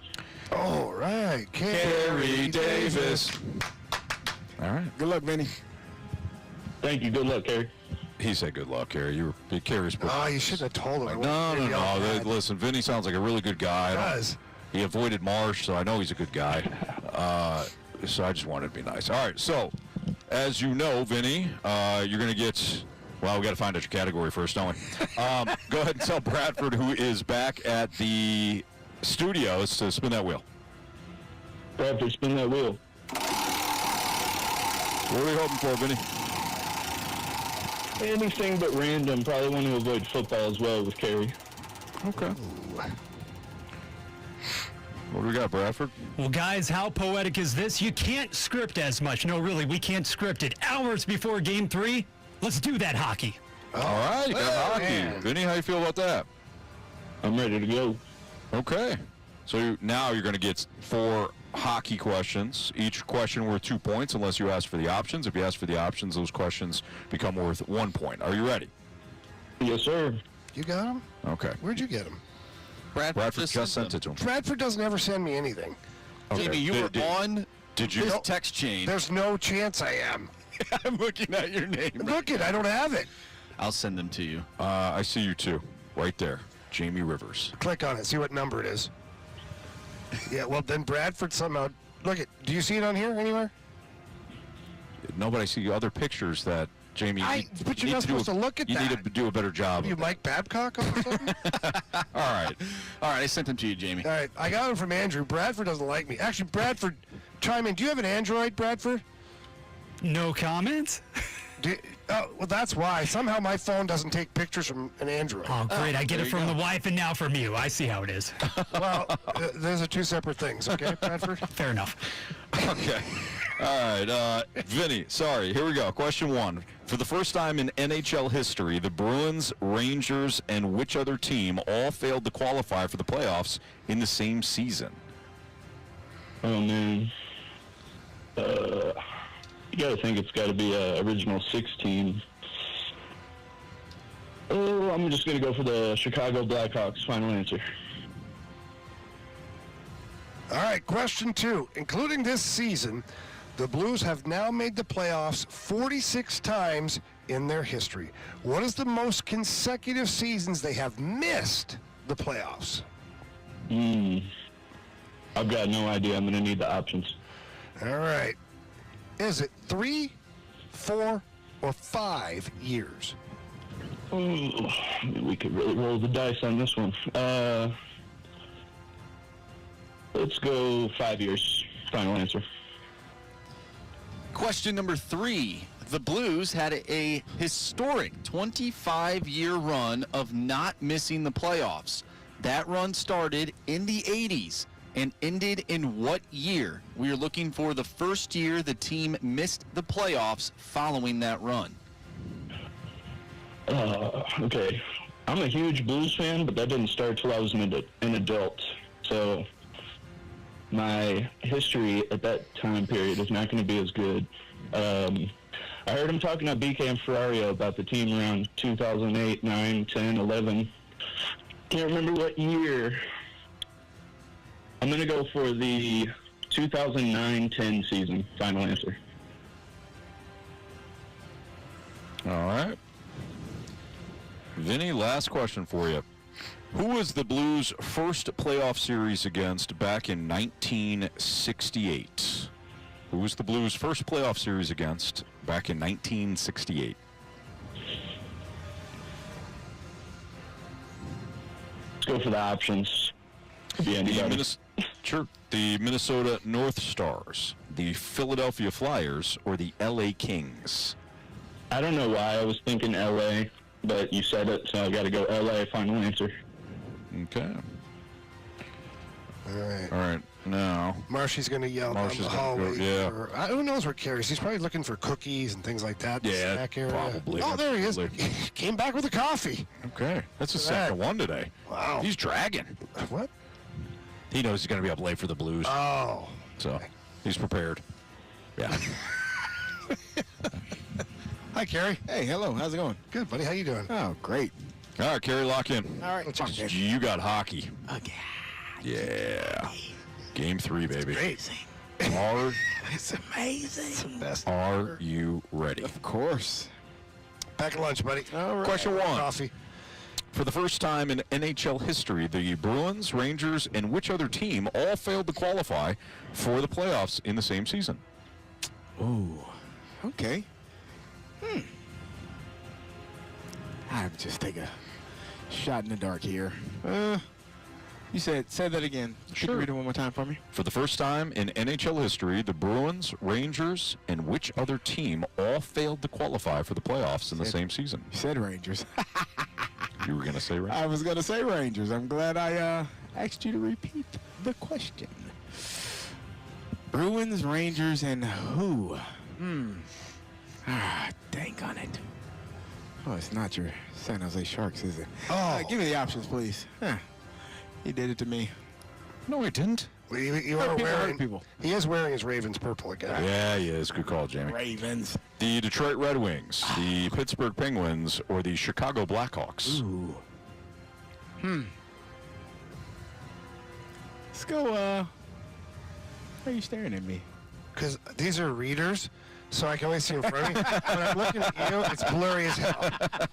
That's Carey. I can see that. I'm sure you can tell that. Yeah, I mean, he's wearing purple. Yeah, clearly. Yeah. Let's go Blackhawks, finally. Okay. All right, question 2. Including this season, the Blues have now made the playoffs 46 times in their history. What is the most consecutive seasons that they have missed the playoffs? Oh, man. Consecutive seasons that they missed. Yes. Okay, so they missed 2, a couple of years. Well, it's going to be like 2, 3. Let's go 3, final answer. Question number 3. The Blues had a historic 25-year run of not missing the playoffs. That run started in the 80s and ended in what year? We are looking for the first year the team missed the playoffs following that run. Started in the 80s. 2-0 Blues. Thank you. All right. Got to have a strong third. 3-0. That was quick. That would be a record. Wow. That would be a record. So you said the first year that the playoffs were not made. So they went on a 25-year run. It started in the 80s. What is the first year that they missed the playoffs following that 25-year run? Okay. Essentially ending the 25-year run. Ooh. What year was that? I know. I know you know. I want to say 2009. I feel like it would be 08, 09. Because one was... Let's go 2008, 2009. Final answer. All right, final question. Who was the Blues' first playoff series against back in 1968? Oh, Oh, man, Anthony, we were just talking about Yeah, that. we certainly were. We went to the game, Yeah. and give me the options, man. We went to the game in '68. Exactly. Well, Maybe not. The Minnesota North Stars, the Philadelphia Flyers, or the LA Kings. Let's go Minnesota. Final answer. Oh, that was tough. All right, let's go over these. Let's start off with the first question. For the first time in NHL history, the Bruins, Rangers, and which other team all failed to qualify for the playoffs in the same season? Carey, with the options, you took the Blackhawks. Vinny, without the options, took the Blackhawks. Correct answer is the Pittsburgh Penguins. the Pittsburgh Penguins. So we have a 0-0 tie.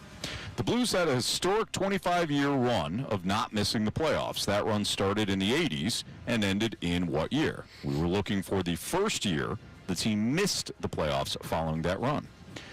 Carey, you said without the options, the 2008-2009 season. Vinny, without the options, you said 2009-2010. Correct answer is? It was the year after the NHL lockout in 2006. They missed 2006. the playoffs. It was a bad stretch for our Blues. So we have a 0-0 tie still. Not great. Defensive struggle. Offensive struggle. That too. Oh, for the Blues, that Overall struggle. Overall. yeah. Who was the Blues' first playoff series against back in 1968? You both took the options on this. You both had different answers. Carey, you said the Minnesota North Stars. Vinny, you said the LA Kings. Correct answer is?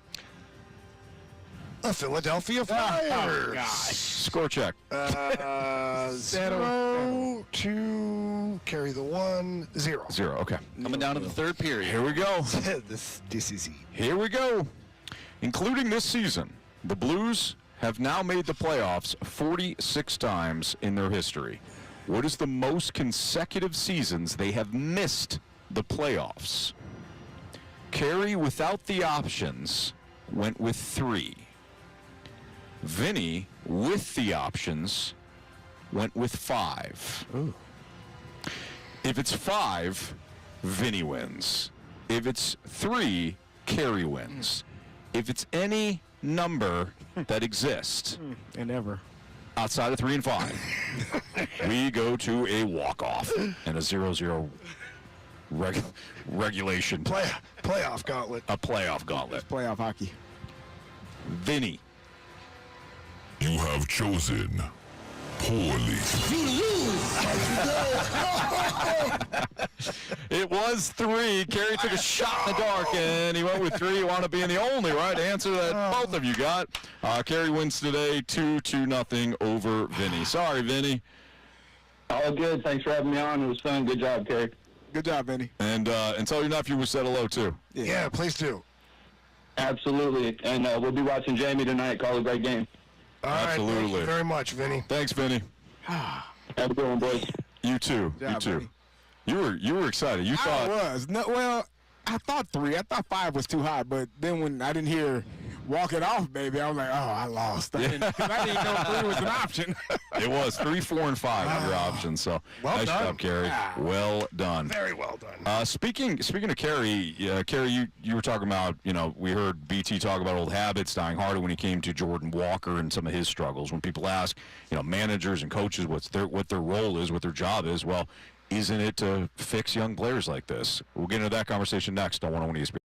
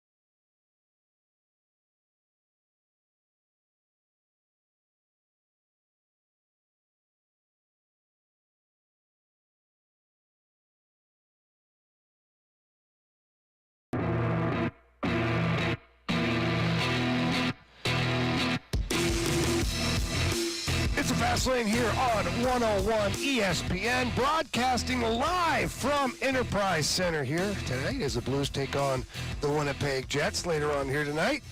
I'm going to hand it over to our guy, Andrew Marsh. All right, so you heard Anthony Stalter, our guy, tease in the last segment. Yesterday we were talking with Brad Thompson, and when Jordan Walker's name got brought up, at the beginning of that clip that we played yesterday, he said, old habits die hard when talking about Jordan Walker and some of the things that he's struggling with.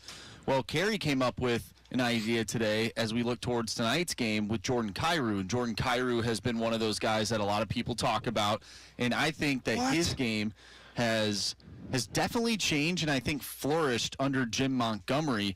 And so is this what coaches and managers get paid for when it comes to developing young players? Is this their role? Because sometimes we typically think that the manager or the coach does a ton of stuff. Baseball, maybe not so much, but when it really boils down to what they get paid for, is this one of those things? Yeah, absolutely. I mean, you got a talented player, young player like a Jordan Kyrou. You're trying to maximize that. And even Craig Berube, who, I mean, everybody loves in St. Louis. He's doing a hell of a job in Toronto again here, but even Craig Berube struggled to get the most out of Jordan Kyrou. And whether that was just a philosophical thing or they didn't have the connection that they should have had, we saw it. We saw it unfold so much so that even after Craig Berube was relieved of his duties, there was that whole, no comment thing. So it is a challenge for coaches / managers to maximize the potential of the young players if they don't connect with them. With a young player that's a hard worker, blue collar, it's easy to connect. See ball, hit ball, do this, do that. See player, hit player, we're good here. Right. But when you're a guy that has the potential of being a 40, 45 goal scorer, 100-point player, it's different. It's different. And I think that's one thing Jim Montgomery has done extremely well during his short tenure already with the Blues is, he's connected with Jordan Kyrou, and he's brought a whole new level to his game. Yeah. And whether you love Jordan Kyrou every single night when you watch him play or not, you can't ignore that there has been progress in the right direction. I mean, he still ended up with, 35 goals this year, and not one person complained about his 200-foot game. Right. You couldn't. He ended up being a plus player on the year. Now, that line was very dynamic with Holloway, Shen, and Kyrou. But still, you got to give credit to the coach on this one. And that is part of the coach's job, not just the head coach, all the coaching staff, is to continue to have a player get better. Yep. That's what I was, that's where when I talked about this, I was saying with Jordan Walker, we talk about, what does Ollie do? What do the coaches do? What is the purpose of them? There are in-game situations that they are responsible for, managing those in-game situations, whether that's a defensive coordinator knowing what plays to call versus a specific offense or a specific formation, whether that's a coach that is telling the outfielders where to align based on how this batter is about to be pitched and how he hits the ball, and so those are in-game things. But the pre-game, before the game, post-game, all of the things that take place, getting players to understand what they need to do to have success, that's what coaches are paid for. The players have to go play the game. But at the end of the day, the coach's job is to prepare you for the game and make the minor in-game detailed adjustments as they come about. People get so frustrated with Ollie Marmol saying, he's not a good manager, he's terrible, he's this. If I prepare you, and we heard BT talk about it yesterday, old habits die hard, which means, hey, we have told you what success looks like for you, what you can do to be successful at this level. But there's also a comfortability level that a player has where I want to do what feels comfortable. I want to do what got me here. I think Jordan Kyrou was probably some of the same. I've been playing this way my whole life. Why do I have to change? Because the team needs you to do this to have success. And you'll notice that your game elevates when you do these minor detailed things to be better. So when people ask, what's the purpose of a manager? What are they doing? What are you paid for? This. is to get Jordan Kyrou to be the best version of himself, to be the leading goal scorer, to play a 200-foot game and hit people and not just be hit. Right? We had a. Why do you say it that way? Well, he got smoked a couple of games ago. Game 2, he got smoked. But he did smoke somebody about 2 or 3 weeks ago when he turned the puck over. Boy, did he ever. Smoked somebody. So I know he got it in him. Yeah.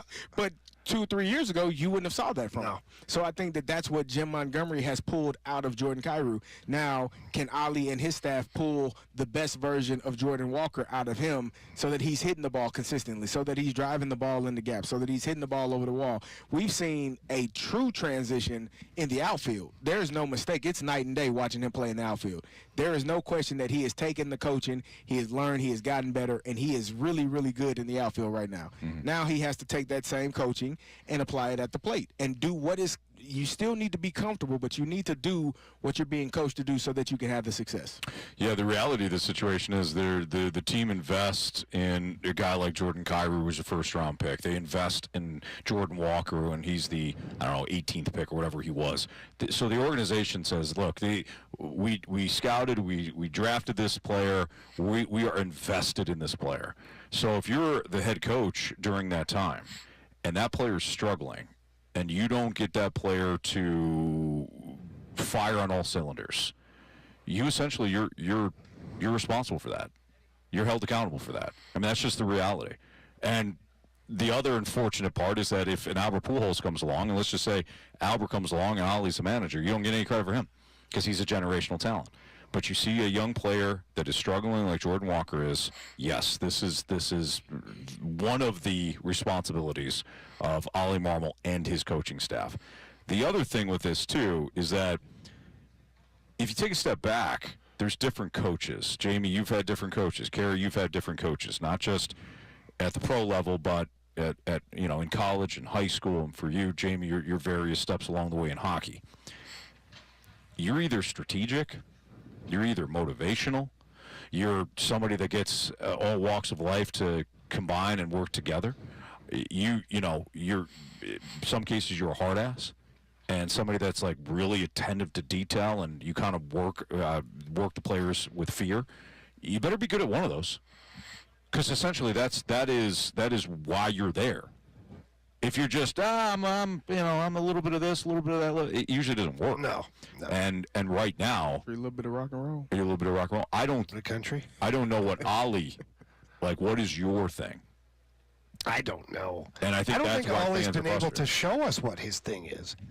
Like, I don't think he's been able. Like, I feel like Mo has had a vision for this team, and that Ollie hasn't been able to use his own vision for this team, which is weird because the manager, who we just talked about, bring out the best in players, motivate, teach, develop, all that stuff. The manager should have the ability, anonymity almost, to have a way that he wants to run his club.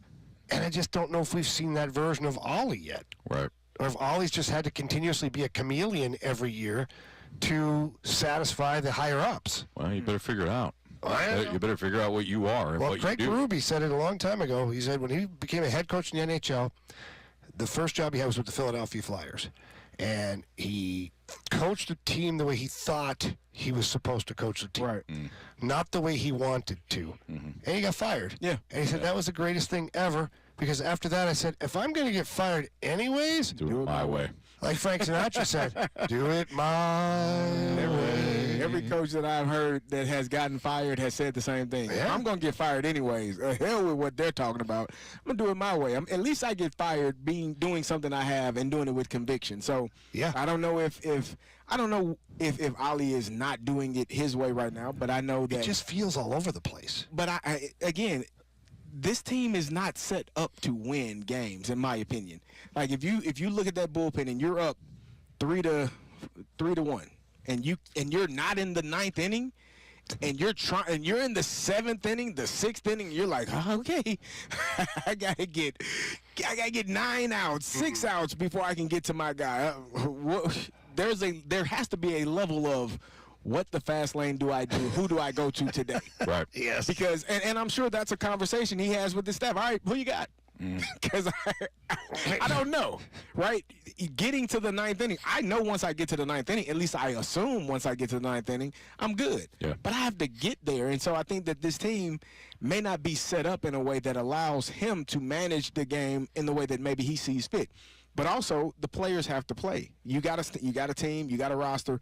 You can't do anything about the roster. Your organization didn't do anything to help you in the offseason in terms of adding to that roster. You said this is what we're going to go with, and that's what you got. And so you have to play the guys that are there and hope that they do the things that I can guarantee you. Nobody is telling Ryan Fernandez to leave a curveball over the middle of the plate and have it go into left field. That's Ollie. I don't think he's saying that. Hey, on this pitch, I want you to JoJo, Sean Murphy, hang a slider. Yeah. Leave it there for him. Let's see how far he can hit it. I don't think he's telling him that. We don't know. I would bet good money that that was not part of the game plan. So, I mean, at some point, you got to look at the guys that are on the field and say, hey, sir, you have to be better. And again, that goes to what we're talking about. Coaches do their job pregame, postgame, minor in-game adjustments, but those things that they do that they get paid for are happening before and after the games. That's right. Kerry Davis, Jamie Rivers, Anthony Stalter's Fastlane on 101 ESPN. We got part one of the Sports Six-Pack coming up. 314-399-9646 is the Air Comfort Service tax line. So if you have a Sports Six-Pack question for us, send it there. We'll have it answered next.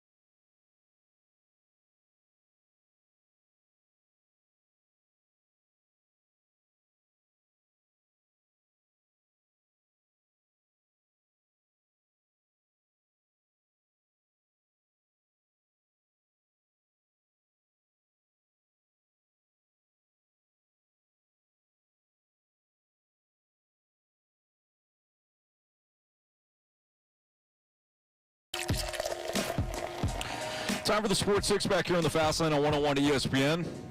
Keep those questions coming into the Air Comfort Service text line at 314-399-9646. This is part one. Question one, please. Question number one. All right, this first one comes from the 618. We were just talking about coaching. Which team sport do you feel coaches need to focus on game preparation and that it is the most important thing? And which sport is the most important to be a game manager? I think football for the first part of that question. I think football in terms of like game plan, game prep, and all that, you've got a full week. Yeah. If you're not putting in game plan specific to your opponent, what the hell are you doing? You're right. Whereas hockey, you guys, Jamie, you're playing constantly. You've talked about this before. Yeah, it's a little tough to like have a game specific approach each and every time. Now you do have tendencies. Yeah. Just like baseball, there's tendencies that you go over. Basketball, I'm sure the same thing, but I think for a game plan standpoint, it's got to be football. I would agree with that. Yeah, I think football is probably the one sport where, as you said, you get a week to prepare. You're breaking down every single aspect of what the opposing defense does. Which players can hurt you if they get to your quarterback, if you don't protect your quarterback. Which players can hurt you if you don't cover them. So there is a lot of nuances that go into a game preparation for, a football game. That week of preparation is like, it can be. It's a lot. There's a lot of numbers. There are analytics involved, percentages of when they will blitz and who's blitzing and what fronts they're going to be in. So there's a lot of things that you have to prepare for. And your job as an offense, I'm speaking from the offensive side because that's what I played, your job is to know how to attack and what the weaknesses are versus that defense, how we're going to attack them on third down, what we're going to do on first down, and how we're going to play in the red zone. If you know those three things, generally speaking, and you don't turn over the ball, if you have success in those areas, you usually win.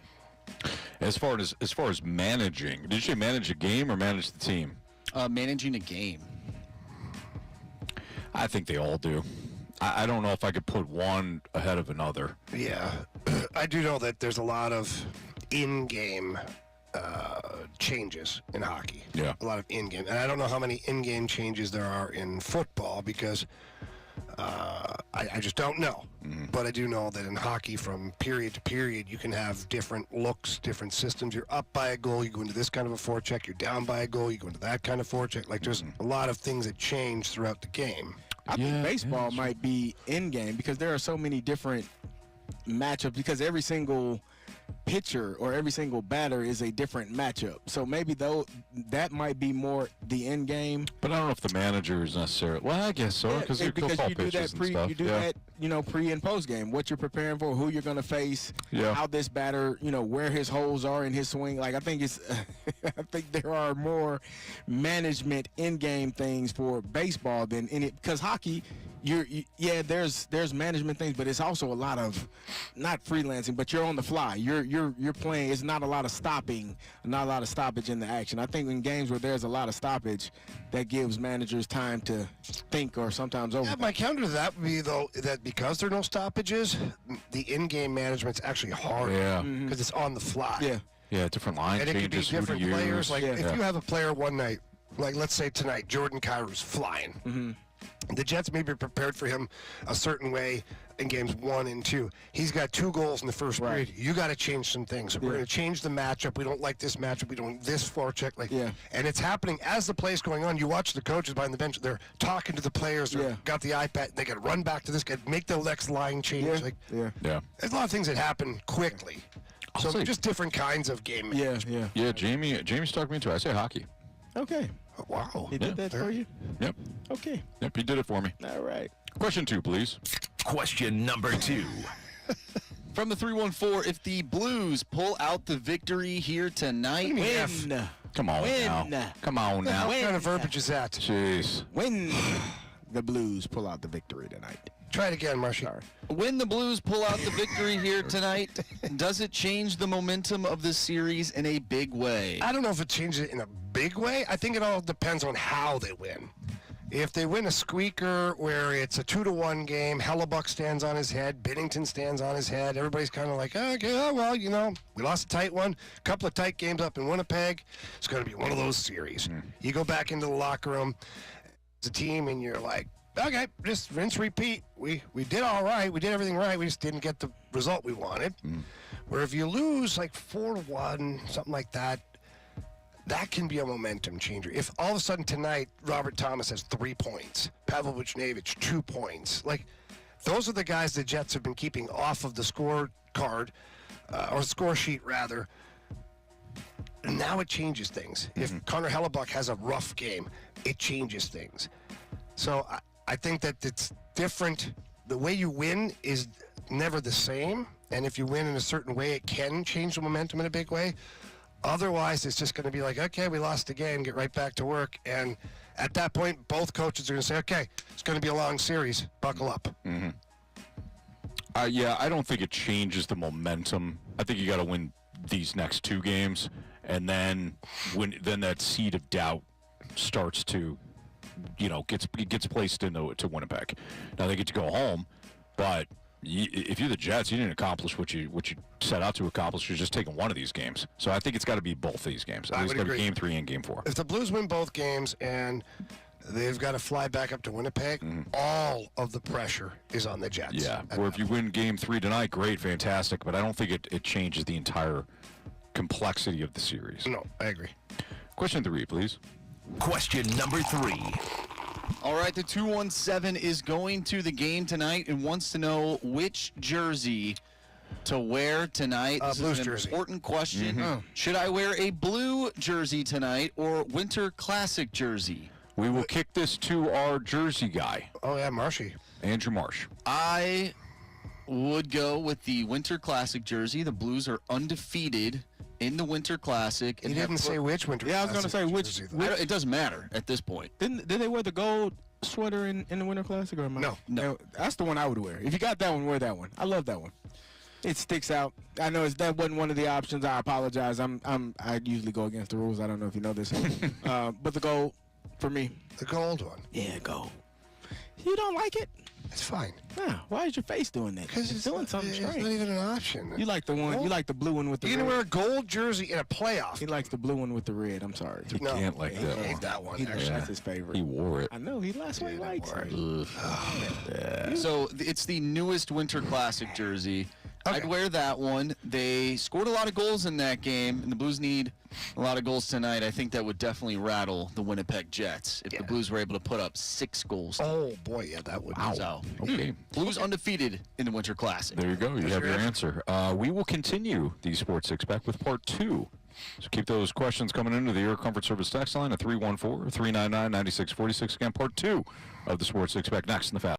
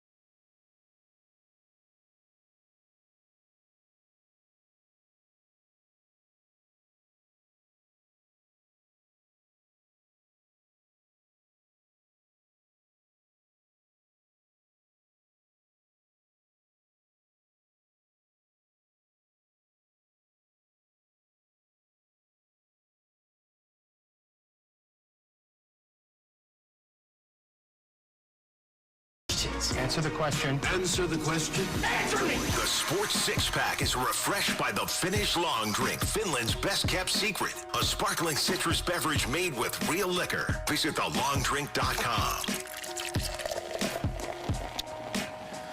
Live from Enterprise Center, it's a Fast Lane on 101 ESPN with Jamie Rivers and Kerry Davis. I'm Anthony Stalter, and let's continue our Sports Six-Pack, Part 2. Question 4, please. Question number 4. From the 573, are you guys more surprised with the success of the Cardinal offense to this point or the failures of the bullpen? Oh, for me, it's a success of the offense. I always knew the bullpen had it in them. Same. Just saying, Kerry. Same and well said. You look at this bullpen, look at what you had last year, and now look what you have this year. Yeah. How could you possibly think that it would be good? Really? I know they did. At some point in their meetings, they thought, oh, this is good. We're fine. Yeah, we're all right here. We're just great here.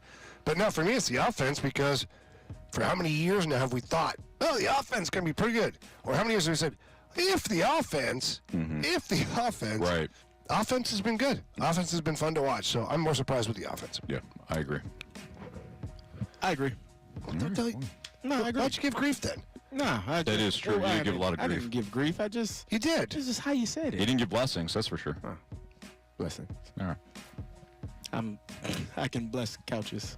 No, that's Mark. That's Marsh. Just shot at me. What's going on here? Only he has the ability to bless You furniture. guys are making fun of me. That team won the World Series. Marsh. So what are we blessing here today for the Blues? Yeah. Bless the booth.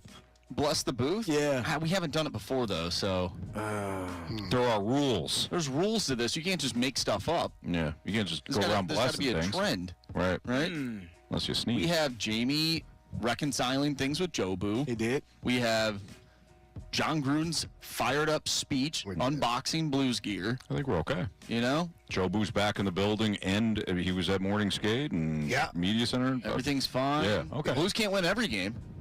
Why not? Wow. I mean, they could. Who They said? can. Who made that rule? Can. There's no rule against it, Kerry. You're right. Yeah. But I understand what you're saying, Marsh. Is that rule number 8? No. Do you regret saying it? Do I regret saying what? That the Blues can't win every game? No, because they haven't won every game. They've lost both games. I'm just saying, like, we can't change what we're doing just because they lost. They're not going to win every game, but that doesn't mean they can't win the series. We got to stick to our guns here. We got to keep doing what we've been doing. We can't change it up now. So if you're, correct me if I'm wrong here. Yeah. If we're using that thought process, if you're coaching a team the same way every game and you keep losing, do you just keep coaching the team the same way, Anthony? Well, you won't be coaching very much longer. It's just different. It's Wow. just different. Don't you change things up? With superstitions? Absolutely not. Even when you're losing? You have to buy into the superstition. Why do you think they gave Joe Boo rum? He didn't have it before. But Joe Boo, They changed it. his powers go beyond just 2 games, Jamie. They lost. They still had just Joe Boo. talking overall, like the inception of Joe Boo. Like, if he doesn't win right, you change things up a little bit, you know? See, that's when I think you start to freak out a little bit. And like we played the other day with Will Ferrell, you know. Nobody panic. Nobody panic. Everybody, you know. Yeah. Nobody freak out. We're staying calm here. You know. Everybody keep your composure. We're keeping our composure. We're not going to freak out. Now, maybe if they go down 3-0 in the series, we can do something different. Yeah, Marsh, you made clear that you're fine with losing. It's fine. Next question, please. Yeah, you know what? You turn that around because I don't like that going into games. That's what he said. I don't like that at all. He said, I'm not changing anything. Jamie. He's not trying then. Hey. He's not trying. Hey. No! Jamie. I'm angry. It's game 3. You can't. Okay. You're not going to make it. I've been told by you 3 to stay calm. That's 3. I'm sorry. I've been told by you 2, not Anthony, Thank you. to stay calm. And now you want to start switching stuff up superstition-wise? I don't think so. Be even keel. All right. That's what I'm doing. All right, we'll find I'm out. not blessing anything. All right. Wow. That was in 2011. Bradford, Things change. question 5. Everybody love everybody! Question number 5. More like, somebody hit somebody. All right, this one comes from Todd the Bod. Oh, all right. Hockey, more than other sports, any other sport, has players that have to accept roles. Since all those guys were the best one on their team at some point, how hard is it to learn to be a 4th liner or a bottom pair guy? Yeah, it ain't easy, that's for sure. When you're used to jumping over the boards for every power play, every penalty kill, every opportunity to be out there, and then all of a sudden you're not asked to do that, or, we've talked about it. You're an offensive guy, and now you're being asked to be a physical guy out there and play nothing but defense. It takes a tremendous amount of work and preparation in order to make that transformation. And it sounds crazy to say that you have to put in even more work and more preparation to be a lesser player. But that's kind of what you have to do if you're not that type of player by nature. Now, some guys are, and some teams draft and develop certain players for that exact role. They pick a 4th or 5th round pick, big kid, fast kid, maybe not the best scoring touch. Hey, there's a 4th liner for us. Like Toropchenko profiles perfectly for that. It would be nice if he could score 10 to 15 goals a year, and I think that in the future he'd probably be that guy. He's not right now, so you maximize his talents, which are size, speed, tenacity, aggressiveness, and there you go. He's a 4th liner. I think basketball would be in that same, regard in terms of star players being not demoted, but having to have more of a different role, kind of a team-friendly role, because there's only going to be 2 or 3 guys, 1 or 2 guys on every team that's going to get the green light to shoot whenever they want to. And then you got guys that are, were Mr. whatever state they were in basketball, went to college, had success, and now they're saying, yeah, you're only going to be on the court if you rebound. Right. Yeah, play good defense and rebound, then you'll get you can score 20 points if they're all putbacks. Don't shoot it unless such and such touches it first. Shoot it. Get off there. Get off. I would say let's ask Alexander Steen, because if you accept the role that's best for the team, maybe you've got a little bit of pride and ego that gets damaged there, but if it's the best for the team, then I would hope that would be something that you would embrace. And Alexander Steen did that for Craig Berube and the Blues and won a cup, because he was moved to the 4th line. It became an identity line. He embraced that role, and he was a huge part of that cup run. Yeah, huge. Absolutely. Question 6, please. Question number 6. This should be fairly simple, gentlemen. From the 314, should we be concerned since the Blues have only won 1 game out of the last 6? No. Going to be fun tonight. It's Fastlane on 101 to ESPN. Wow. They are on home ice, 12 in a row on home ice. So. Yeah, they don't lose here. All right. We're going to be talking about losing. Yeah, Mark. Period. Why am I the bad guy? We have your shot to score a pair of tickets to the first ever Big League Bash featuring Adam Wainwright on Sunday, July 27th at the Factory. Join Adam Wainwright for an unforgettable evening of music, sports, and giving back to support Big League Impact. Plenty of live music, including a headlining performance from Waino, Jamie, right. plus special appearances by St. Louis Cardinals players, a visit from Fredbird if we don't send him down, and more. Find all the ticket details for the Big League Bash now at 101ESPN.com, or you can become the 101st texter with the correct answer to the Air Comfort Service text line at 314-399-9646. If you have the correct answer to the trivia question we're about to ask you, then you'll get the 2 free tickets to go see Adam Wainwright live. Who among us has blessed a couch? Who among us has blessed a couch here in the fast lane? If you have the correct answer.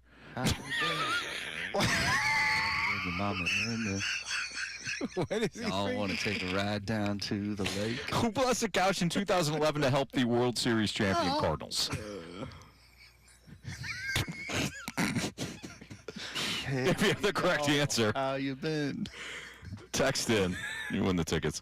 When is it time to bring up the young arms? Yesterday. We'll talk about it next on 101 ESPN.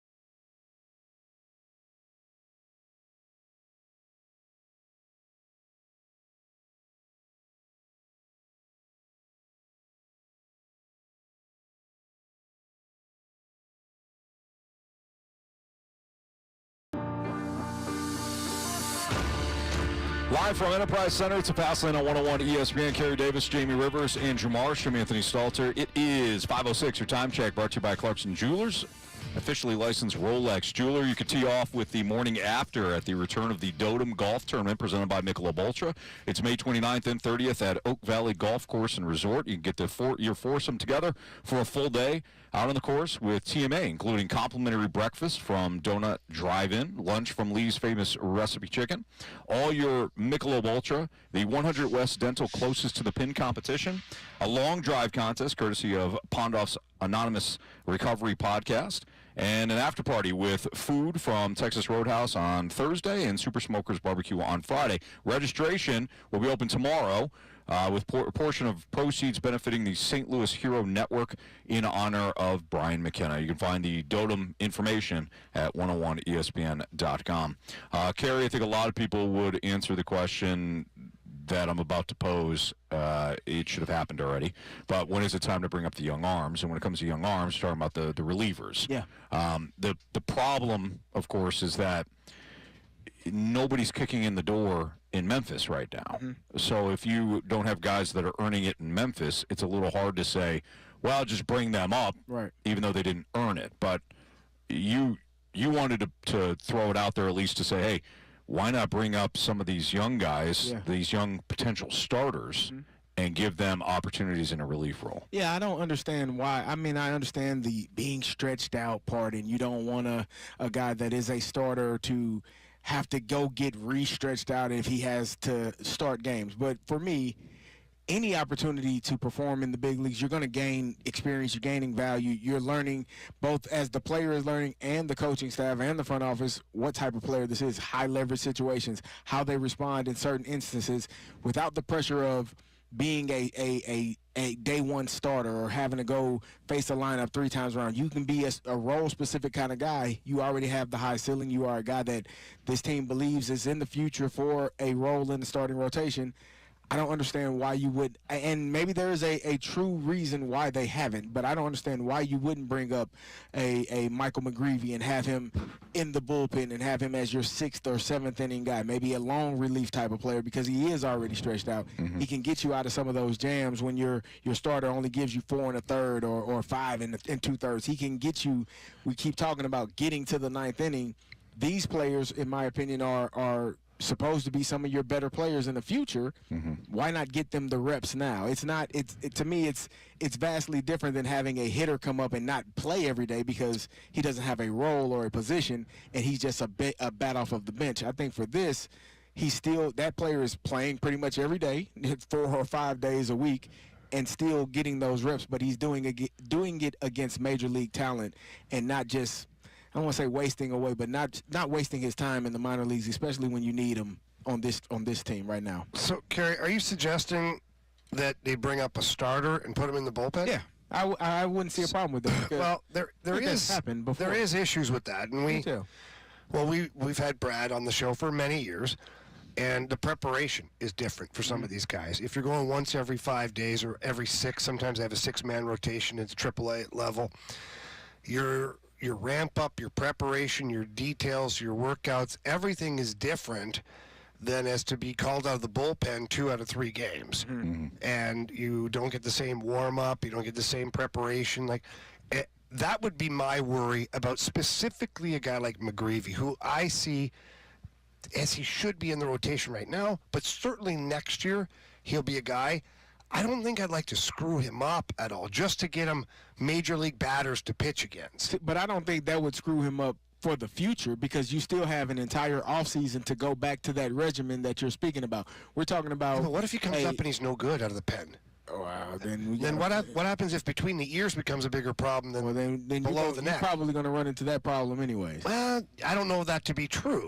If you are, and if that prevents you from having success, if it becomes a challenge because upstairs you're like, oh no, I'm not a starter. But again, I go back to the preparation. Everything's different. I get it, but I just think I don't think it's that big of a change in terms of, I understand the preparation. I understand pitching every 5th day. I understand, how you get ready for that start, 5 days, 4 days from when you just had your last outing. But for me, if I want to kind of speed up the process of what this team is and what they need. I want to see if these guys he doesn't are. profile as a bullpen guy, though, Kerry. He doesn't have to. So He's then why not he's do not a what you're bullpen saying guy. with bullpen arms? Where? Who? Whatever. But I'm just saying, McGreevy. No, but if I look at Michael McGreevy and I look at the way he's going right now, he has the ability to do 4 days or 5 days of pre-scout on batters in situation for certain teams. How about we do this? How about we put Miles Michaelis in the bullpen? Well, that's where I was going to go with it. Is what? But you're not right now. The Cardinals have After the way he pitched the other day. I'm just saying, if you watch your he tongue. did pitch well. It's pretty good outing. It was. But the Cardinals have already told you they're not doing that yet. So for me, you're either. So what you're basically telling me is 6th, 7th, 8th inning is a crapshoot. We'll I'm figure telling it out. you, You flip a coin and tell me something who that you your want to go after. grandmother told you, I believe. What is that? You get what you get. You don't throw. That's what I'm telling you, Kerry. I think the bigger issue here. I think the bigger issue here is that we're even having this conversation, and I brought this up before. You know, Carey, you talk about bringing in some of the young guys up, right? Like this is an organization that has done that before. I mean, Adam Wainwright is the poster child of this, but the other guys did too. Lance Lynn started in the pen. There's been others, but I think the bigger issue. And I think, Jamie, this is kind of one that you're alluding to, is that why don't you bring up guys that actually profile as relievers? And you don't have them within the organization, which is completely You can go unacceptable. get them anywhere right now. It's unacceptable that you don't have pitching. It's unacceptable. Like you swung so much to the offense. We got to hit. Do you know there's another aspect of this game, don't like you? They're repeating the behavior they had like 5 years ago. Yes. 6 years ago when they went all offense. Forgot about the pitching because they thought we got Waino, we got this, we got that. We're going to be fine. You have nothing. And then you had nothing. And then now, what have they had to do in the last 2 years? Go after a whole bunch of pitching, pitching. Yes. Why? They just can't get out of their own way. And when were they winning? Well, they were making. What was the emphasis on? What was the emphasis on? Make the playoffs. And what area of the game? I'm talking about like 2000s. Oh well. 2000s. Even the Playing the hard 9. 20 pitching. Oh. The emphasis was on pitching. You wanted us to say it. I wanted you to say it. I was going to say catching. You know. No.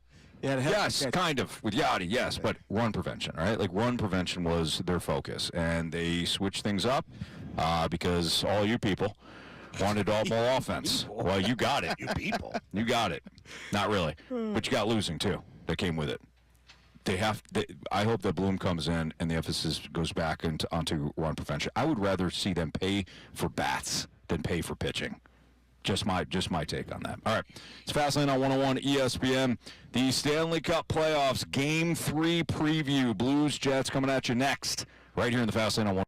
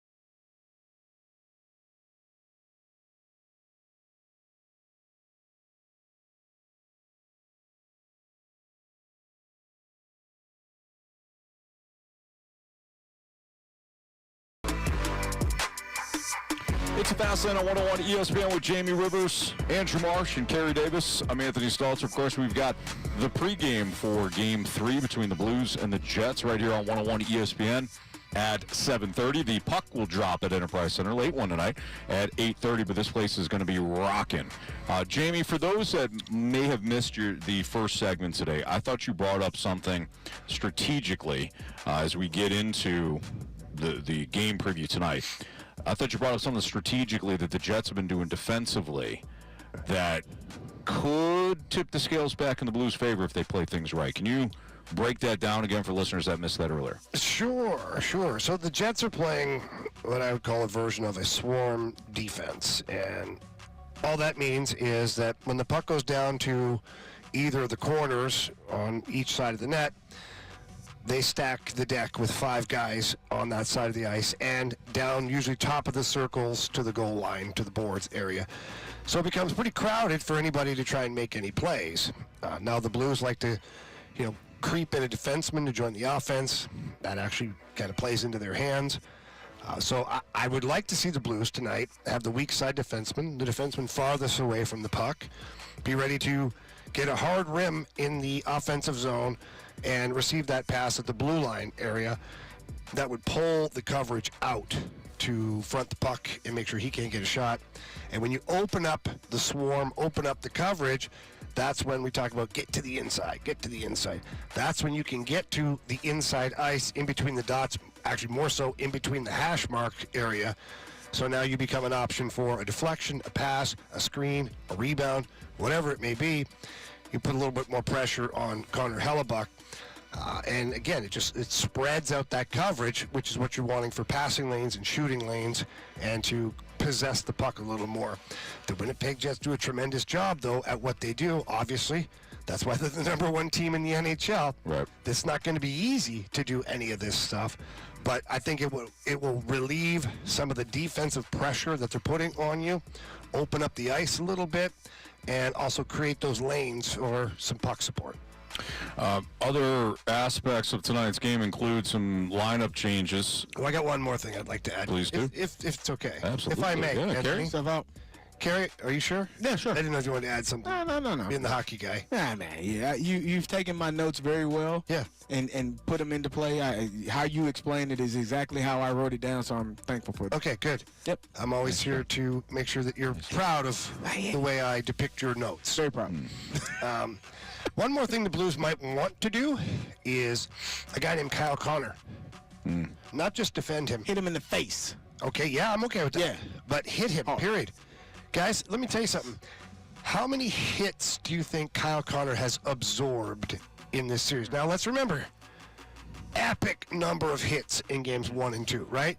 We all saying, let the bodies hit the floor. Let the bodies hit the floor. Let the bodies hit the floor.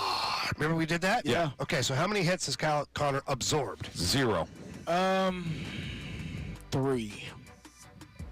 1. Oh, sweet Mary and Joseph. What are they doing? 1. No, but so think about that. Now, some of that is in due part to the matchups. When you play against Booch, Thomas, and Jimmy Snuggerud, it's not that they're not a physical group, but they're not going to run around hitting everybody. But you still only have 1 official hit on Kyle Connor in this series. Not ideal. So I think the Blues tonight, with matchups and situations, have to find a way to get some physicality on Kyle Connor, make life a little harder for him. Sure. So now, as you were, Anthony. Pre-game skate. Yeah, what happened this morning? Yes, thank you. Changes that were made. If you want to go over, how Practice was what it always is. Yeah, quite honestly. Yeah. But the changes that were made at pregame skate in terms of the lineup. Oh, that. Yeah. Well, we can only assume at this point because we don't have the official lineup out yet. Yeah. And Jim Montgomery playing coy, which is always fun in the playoffs. Someone asked him about roster or lineup changes. I don't know. I mean, I don't really know yet. I'm still thinking about it. He's like, probably about 8:35. You might call me then. Yeah. So he's playing the game, and actually Monty was on fire this morning. He was hilarious in there. I mean, he's calm. He's calm. Yeah, he just. It was fun the way he handled the press conference. But I believe just my opinion, of course, that Texier will be in the lineup playing alongside Oscar Sundqvist and Zach Bolduc. And then for the first time in his career, Ryan Suter will be out. Now, like Kerb said, is it maybe some bumps and bruises, some maintenance, something or is it just a healthy scratch because you're going with a different player? If that's the case, if those two guys, if Texier is in and Suter is out, that would mean Matthew Joseph remains out and Tyler Tucker would be in lieu of Ryan Suter, and probably would play alongside Nick Leddy. So those are a couple of little tweaks to the roster, and it's tough because a guy like Ryan Suter has got all that experience, and there could be a play tonight where you're like, "Ooh, Ryan Suter would have made that play," or there might be a play where like, "Man, this is why you have Tucker in the lineup." So when you're a coach, your decisions. Or a coaching staff, I shouldn't just say a coach, because there's a whole staff. I mean, the best thing about this coaching staff, what I've learned over the course of this season in particular, is that they are unified. They don't always agree. They don't always get along in the meetings, but they leave the meetings all in a good spot, all recognizing that this is the best thing for the team. Sure. And they talk to, whether it's Michael Babcock, David Alexander, Mike Weber, Steve Ott, Jim Montgomery, they'll consult with Al McKinnon. It's like, it is a group of people. Nice. And they believe that these little tweaks right now could help the Blues get their first win in this series. That's Jamie Rivers. That's Kerry Davis. I'm Anthony Stalter. Well, speaking of Jamie, he's got his keys to victory tonight for the Blues. 2,025 keys. Kerry, we're not going to have enough time for that, buddy. We're losing Kerry here. We're losing him. He's 2 segments here. He's drifting. He's got a couple of coffees in him. Probably has to go to the bathroom. Oh, man. A little caffeine high on him right now. That was too many? No, All right, how about 8? Oh, I thought you were coffees. 8. Wow. 8? What do you want, 5? If you need 8 things. 3? I don't know. Well, 2. Oh, I see what you're doing. He's reading the retired numbers off up here, Anthony. I see that now. He was like Kaiser Sose there for a second. Right. Just using the things in the room against us. I was trying to help you. Yeah. All right. Okay. Anyways, Jamie's got keys to victory. We're going to play Light the Lamp. And we got Bet the Board. That's all next on 101 ESPN.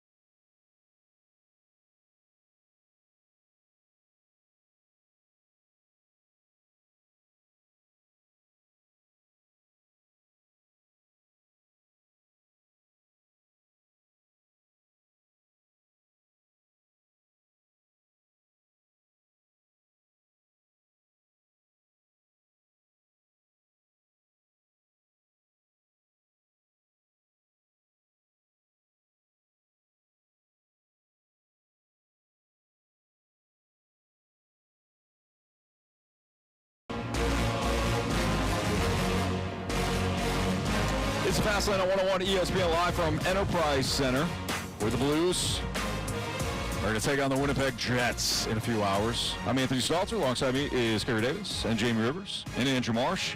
And Jamie has got his keys to the game tonight. Yeah, big start. You got the home crowd here. Jim Montgomery has basically put the entire city on notice by saying that we have an electric crowd, that people are going to be crazy, all that stuff. Mm-hmm. So I think you need a big start for sure. He said psychotic even. He did. And I love him for that. Yeah. But, yeah, big start. Get a hit early, get 3, get 4, get 5 hits early, get a couple shots on net. A goal would be... Oh, that'd be nice. That would be incredible. But you certainly don't want to be playing on your heels right now against the Winnipeg Jets. Secondly, stay physical, but stay physical on the right guys. Just hitting the same guys like Luke Shen and Adam Lowry and all the bigger guys all the time, they actually like it. They do. They don't mind it at all. So you got to find your way to Kyle Connor, Mark Scheifele, Pionk on defense, Morrissey on defense. Like, hit the guys that matter, and you'll have a chance to do so here tonight in front of your home crowd. Pucks to the net, bodies to the net. I say that a lot, but it's never been more imperative than tonight here in Game 3. Special teams, got to keep them going. Stay out of the penalty box. You've done a good job against the Winnipeg Jets, who had the #1 power play in the NHL, but you don't want to keep tempting them with questionable penalties. You know, if you're taking a penalty, make it an aggressive penalty, not a reactive penalty. Make it a productive one. Yeah, make it a productive one. Get your dollars worth if that's the case. And you want to see some good defensive hockey.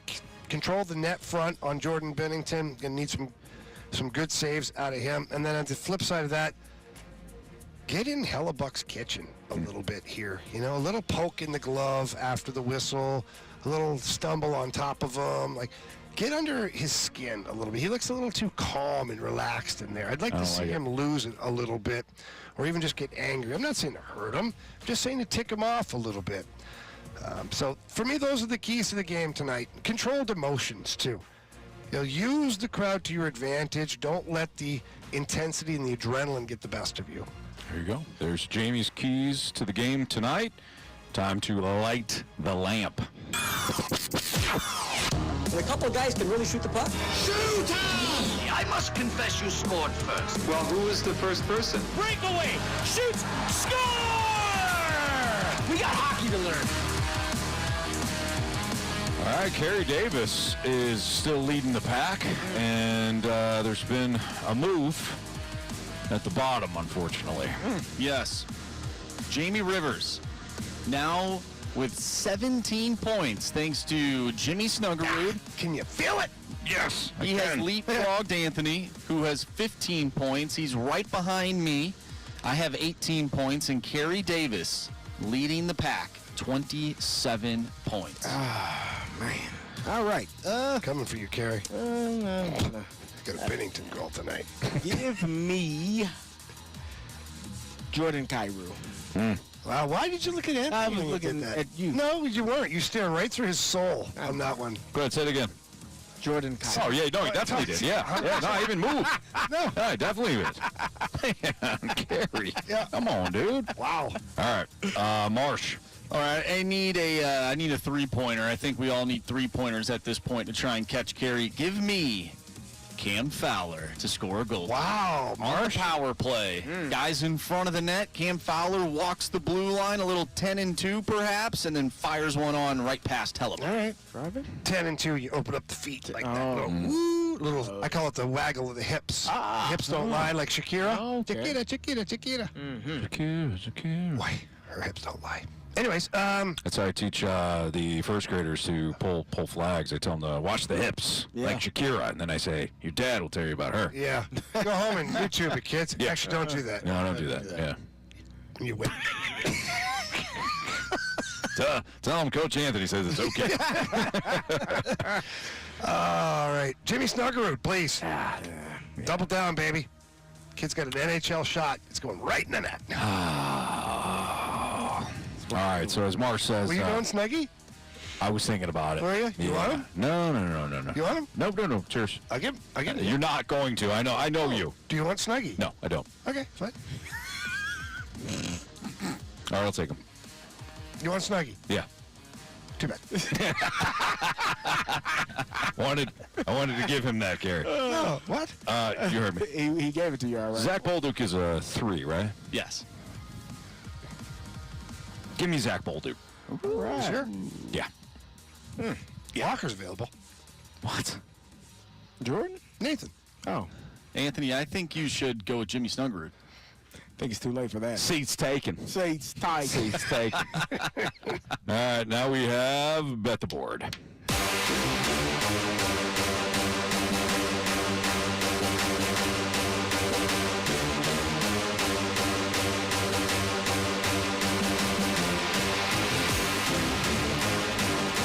All right, boy, I am in a funk. What? I am in a funk. Yeah, you are. Marsh, latest standings, please. All right, Anthony, you have lost your last 3 Bet the Board. That's too bad. Games or picks or whatever you want to call it. You still are in the lead, though. You have 12 points this month. I am catching up. I'm right behind you with 10. Jamie and Carey are at 9. So we are creeping our way back into reeling you in, Stalter.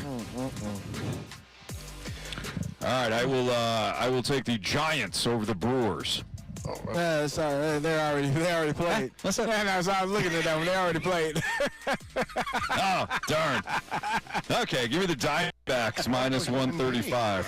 What's that? Nothing. It's a great pick. Diamondbacks minus 135 over the Rays, please. Yeah, make sure. Check. Yeah, I double checked now. When he said Giants, I'm like, New York Giants? The San Francisco Giants already played. Yeah. Nice one. That's okay. Give me the New York Giants to screw up their draft pick tonight. No, Diamondbacks minus 135. Marsh? All right, I am looking at this Blues game tonight. However, I did just look at the NFL draft, and if I want to perhaps go in that direction, he's thinking on the Luther fly. Burden is looking at plus 270 in the first round. Plus 270. But I'm not going to go that way. Give me Jimmy Snuggerud 2+ shots on goal tonight. Wow. All right. My turn? Sure. Yes. Well, Carey, there's no way we're going to take the same thing, so it doesn't matter. How do you know? Yeah, how do you know? Okay, go ahead, Carey. New York Knicks. Well, yeah, that's where I was going, too. On the money line. Yeah. All right, Jamie wants a Matthew Tkachuk power play point. Probably. He does. Are you on my computer? I just know you, Jamie. I know you. What a scumbag. He's over here on my computer. That's really I was funny. using your charger earlier today. Yeah. Okay, well, that was a very good guess. However, I'm going to go with Matthew Tkachuk for a power play point. Plus 210. He does, Marsh. He has Matthew Tkachuk lined up on Literally. his computer. Really? Yep. Like, Marshy, look, right there. Jamie, I just know you. I know you so well. You have friends. Okay. Friends. All right. I look at the games tonight. I know the power play point is coming. And I know who your favorite players are. Well, he also had 2 goals in the first game, too. He did. That would help. All right. Boy, the Lightning, nice draw for the Lightning, right? Like, really good season. Then play better, Anthony. What the hell? You think the Avalanche and the Stars wanted to play each other? No. Like, come on. That was Dallas taking a 2-1 lead there. I know. Did you guys think Dallas was out of that series after game 1 based on, like, the score? Yes. I didn't think they were going to be competitive, especially without Miro Heiskanen on defense. I thought, and then I thought Landeskog coming back last night, which, by the way, hat tip to him. Yeah. Been 3 years since he played a hockey game. Wow. I thought him coming back on home ice. I'm like, come on. Didn't work. No, it did not. Tyler Seguin said, hold my beer. Said, not today. Not today. Have you guys seen how much time that they've actually led the series for? The Stars? Yeah. 37 seconds. It ain't that long. Yeah. Like, I don't know if it's 37 seconds, but About 37 minutes. no, not even. About 37 seconds. I don't even know if it's 37 I don't is even a know if number. it's 2 minutes. About 37 real minutes. not game minutes. Oh, wow. Okay, you might be onto something, Anthony. I don't know if that's right either. It's not. I guarantee it's not. You're close. I guarantee it's I not. don't know if you're close at all, actually. Is it the 5 o'clock hour? Yeah, we're there. Oh, it's 6 o'clock hour. All right, nice just beginning. Yeah, really. Seriously. Thanks, NHL. All right, it's the Fast Lane on 101 ESPN. We are going to wrap things up here in the Fast Lane with what we learned, with some 3 stars and some criticisms and compliments. Next.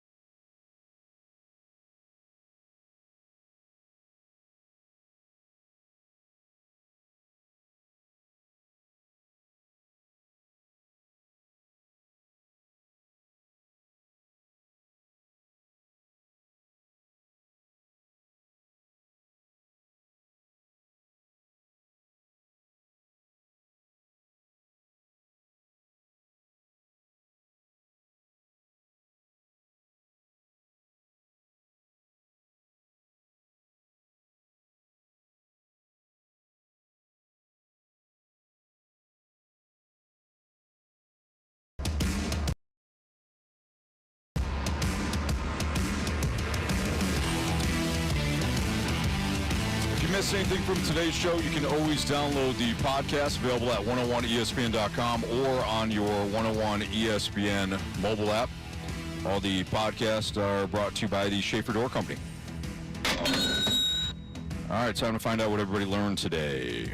Why don't we start with Bradford Bronze? Thank you for all your hard work back at the studio today. We appreciate you getting us in and out of breaks today. Thank you. And what did you learn today, Bradford? Yeah, my pleasure, guys. And Staltz, I actually had one thing reaffirmed for yours truly. That is, you and I are in lockstep about that future All-Pro Luther Burden III. He's a first-rounder, pretty much the best ever at his position. But Carey was the one who actually provided something for me to really chew on moving forward. And that is, apparently, if you're, let's say, maybe of a certain physical stature, that gives you a bit more runway in certain walks of life, specifically athletics. So thank you, Carey. Yep, no problem. Especially in life. Athletics, for sure. Very true. Rounder, undrafted. Get a little more leeway, Jamie. You know this. You know what I learned that you better have a sweater when you come in here, man. It is freezing, brother. It is. That is iced. It is. And I learned, figured a few things out as well. Yeah. Yeah, it's cold in here, man. It's cold, yeah. Yeah, buddy. Jamie? Yeah, I learned that Marshy really is a bit of a psychopath when it comes to his superstitions. Completely unwilling to waver, no matter what the situation. He's blessing a couch, and then not going to veer off the course with his superstitions. Even if the team's losing 2 or 3 in a row, he's going to stick with it. So I learned that a little bit crazy, also very dedicated. Absolutely. Yes. Speaking of Marsh, what did you learn today? I learned that you guys don't take superstition seriously. I blessed a couch in 2011. Cardinals won the World Series. Let's not forget that I was in high school at the time. I was still a young lad, so I was a little bit of a psychopath then. But I'm still a psychopath now, but the good kind, right? I also learned that 37 minutes is not the amount of time that the Stars have had a lead in their series. It's not 69 seconds, Anthony, your favorite number, but 62 seconds in their series, and they lead that series 2-1. That's all you need. There you go. That's it. Hey, as long as you win. Yeah. I learned it. Jamie had a great breakdown of some of the defensive tactics that Winnipeg has or has been using in the 2 series here, the 2 games in the series. And Jamie, fantastic breakdown, man. The way you described it was awesome. So, very much learned a new defensive strategy. You're watching the game tonight now. Yeah, you can watch all of that. Yep, definitely.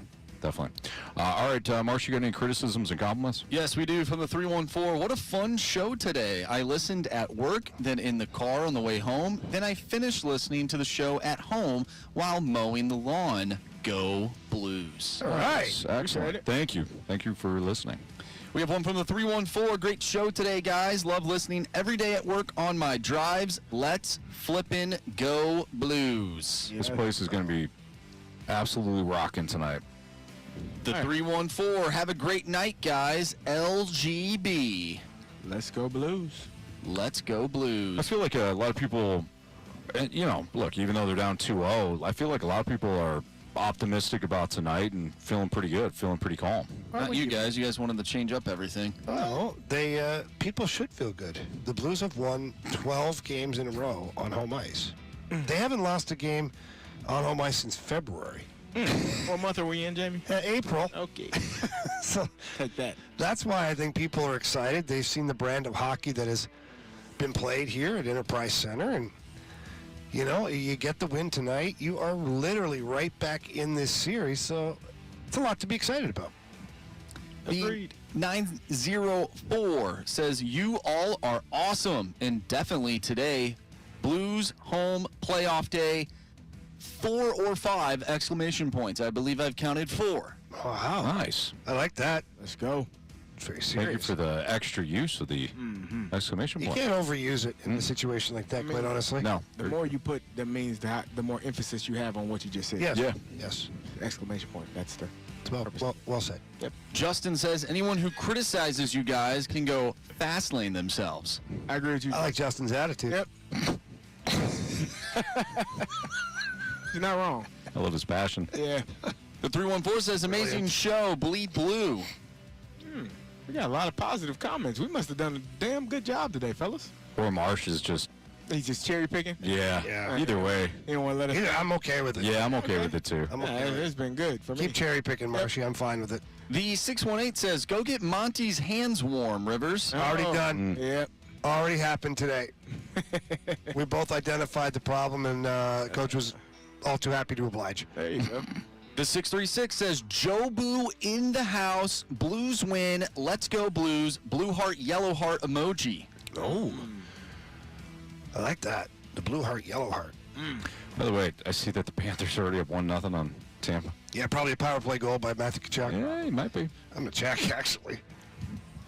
Mahomes, Goodness, I got that bet. Bet the board. Yeah. Mahomes' long body. Damn it. Did I miss Jamie's breakdown of how to clear the puck? Is he finally 4-0 Blues? Is he finally on the board with the clear it camp? Nope. Yep. He is. Nope. He told us in the break. No, I never said that. Said, Anthony, I've been fighting this for as long as I could. You, sir, are right. Why do you fight it? That's a good question. Fight what, Anthony? The clear camp. Because it's takes no skill. No skill, no thought. Wow. Are you serious? Yeah, dead serious. Wow. Takes no skill to ice the puck. Then why not? We're not icing the puck. We're high hoisting. Yeah. High hoisting, high and hard off the glass. Listen, as much as you guys like it high and hard, I'd like it tape to tape, please. I think the failures of a lot of teams really comes down to not being able to clear it in front of the ice or clear it in front of the goal. We're not putting pucks up the middle. We're putting it off the boards in safe areas. Exactly. And there's a lot of camps dedicated to the skills of hockey. Yeah, because, those are important. I haven't seen one camp just solely dedicated to getting the puck You know what? Honestly, away from the net. I honestly can't wait to watch your clear it camp and just the different variations of the drills of clearing it. It should be epic. Really only one. Clear the damn Put the puck. kids on the ice for an hour and a half. Yeah, we got a few drills that will be dialed up here, and it's not just for the kids; it's for those men's leagues players that are out there that the beer leagues. Because men's league got to worry about clearing it. Maybe they do. Sometimes you get stuck in your own zone for an extended period of time. Marsh, correct me if I'm wrong. Carey, correct me if I'm wrong. Who's the one that always says, "Go get in front of the net if you want to score"? Yeah. That would be Mr. Rivers. It's Jamie. Okay. Yeah. So I'm just saying, get the puck away from the net. Yeah. Clear it and do it effectively. Yep. But that's all right. Keep it clean. You know what? Get it out of your... The camp will move on with or without Jamie. Yeah. You guys ready for It'll be without. 3 stars of the day? It's time for the Fast Lane's 3 Stars of the Day. Presented by Circus Sports Illinois. Sports betting the way it should be. All right, our 3rd star of the day goes out to 10-2 Shakira. Yes. It should do. 3rd star of the day. 2nd star of the day goes out to all the people who put those rally towels on the seats. Oh, yeah. Yes. They deserve a star. That looks like a hard job. It's not one that I'd like to do, that's for sure. Took some time. Absolutely. They look great, too. Yep. It looks good. I can't wait. And the 1st star of the day, this one is for Carey Davis. Goes out to the coffee machine up here. Oh, yeah. Much needed. That coffee machine. Hey, you didn't get your mushroom. Well, Jamie, they got coffee here ready to roll. As they got people that are working their tails off in there, doing a great job. The entire staff here at Enterprise Center has done a great job. But that coffee, man. One thing we know is the staff and the people here in the building are ready to go. They are. Game 3 tonight. And you have to be like as a former player, we know all of the work that is put in for us. But the outside of the locker room, outside of the practice, like there are so many moving parts that you don't really have a clue about in order for this to actually take place in the manner that it is. You were talking to the video guys earlier. They were talking about they got to get a few more things running, get it up running, make sure this is going. And you're like, yeah, it's a lot of moving parts.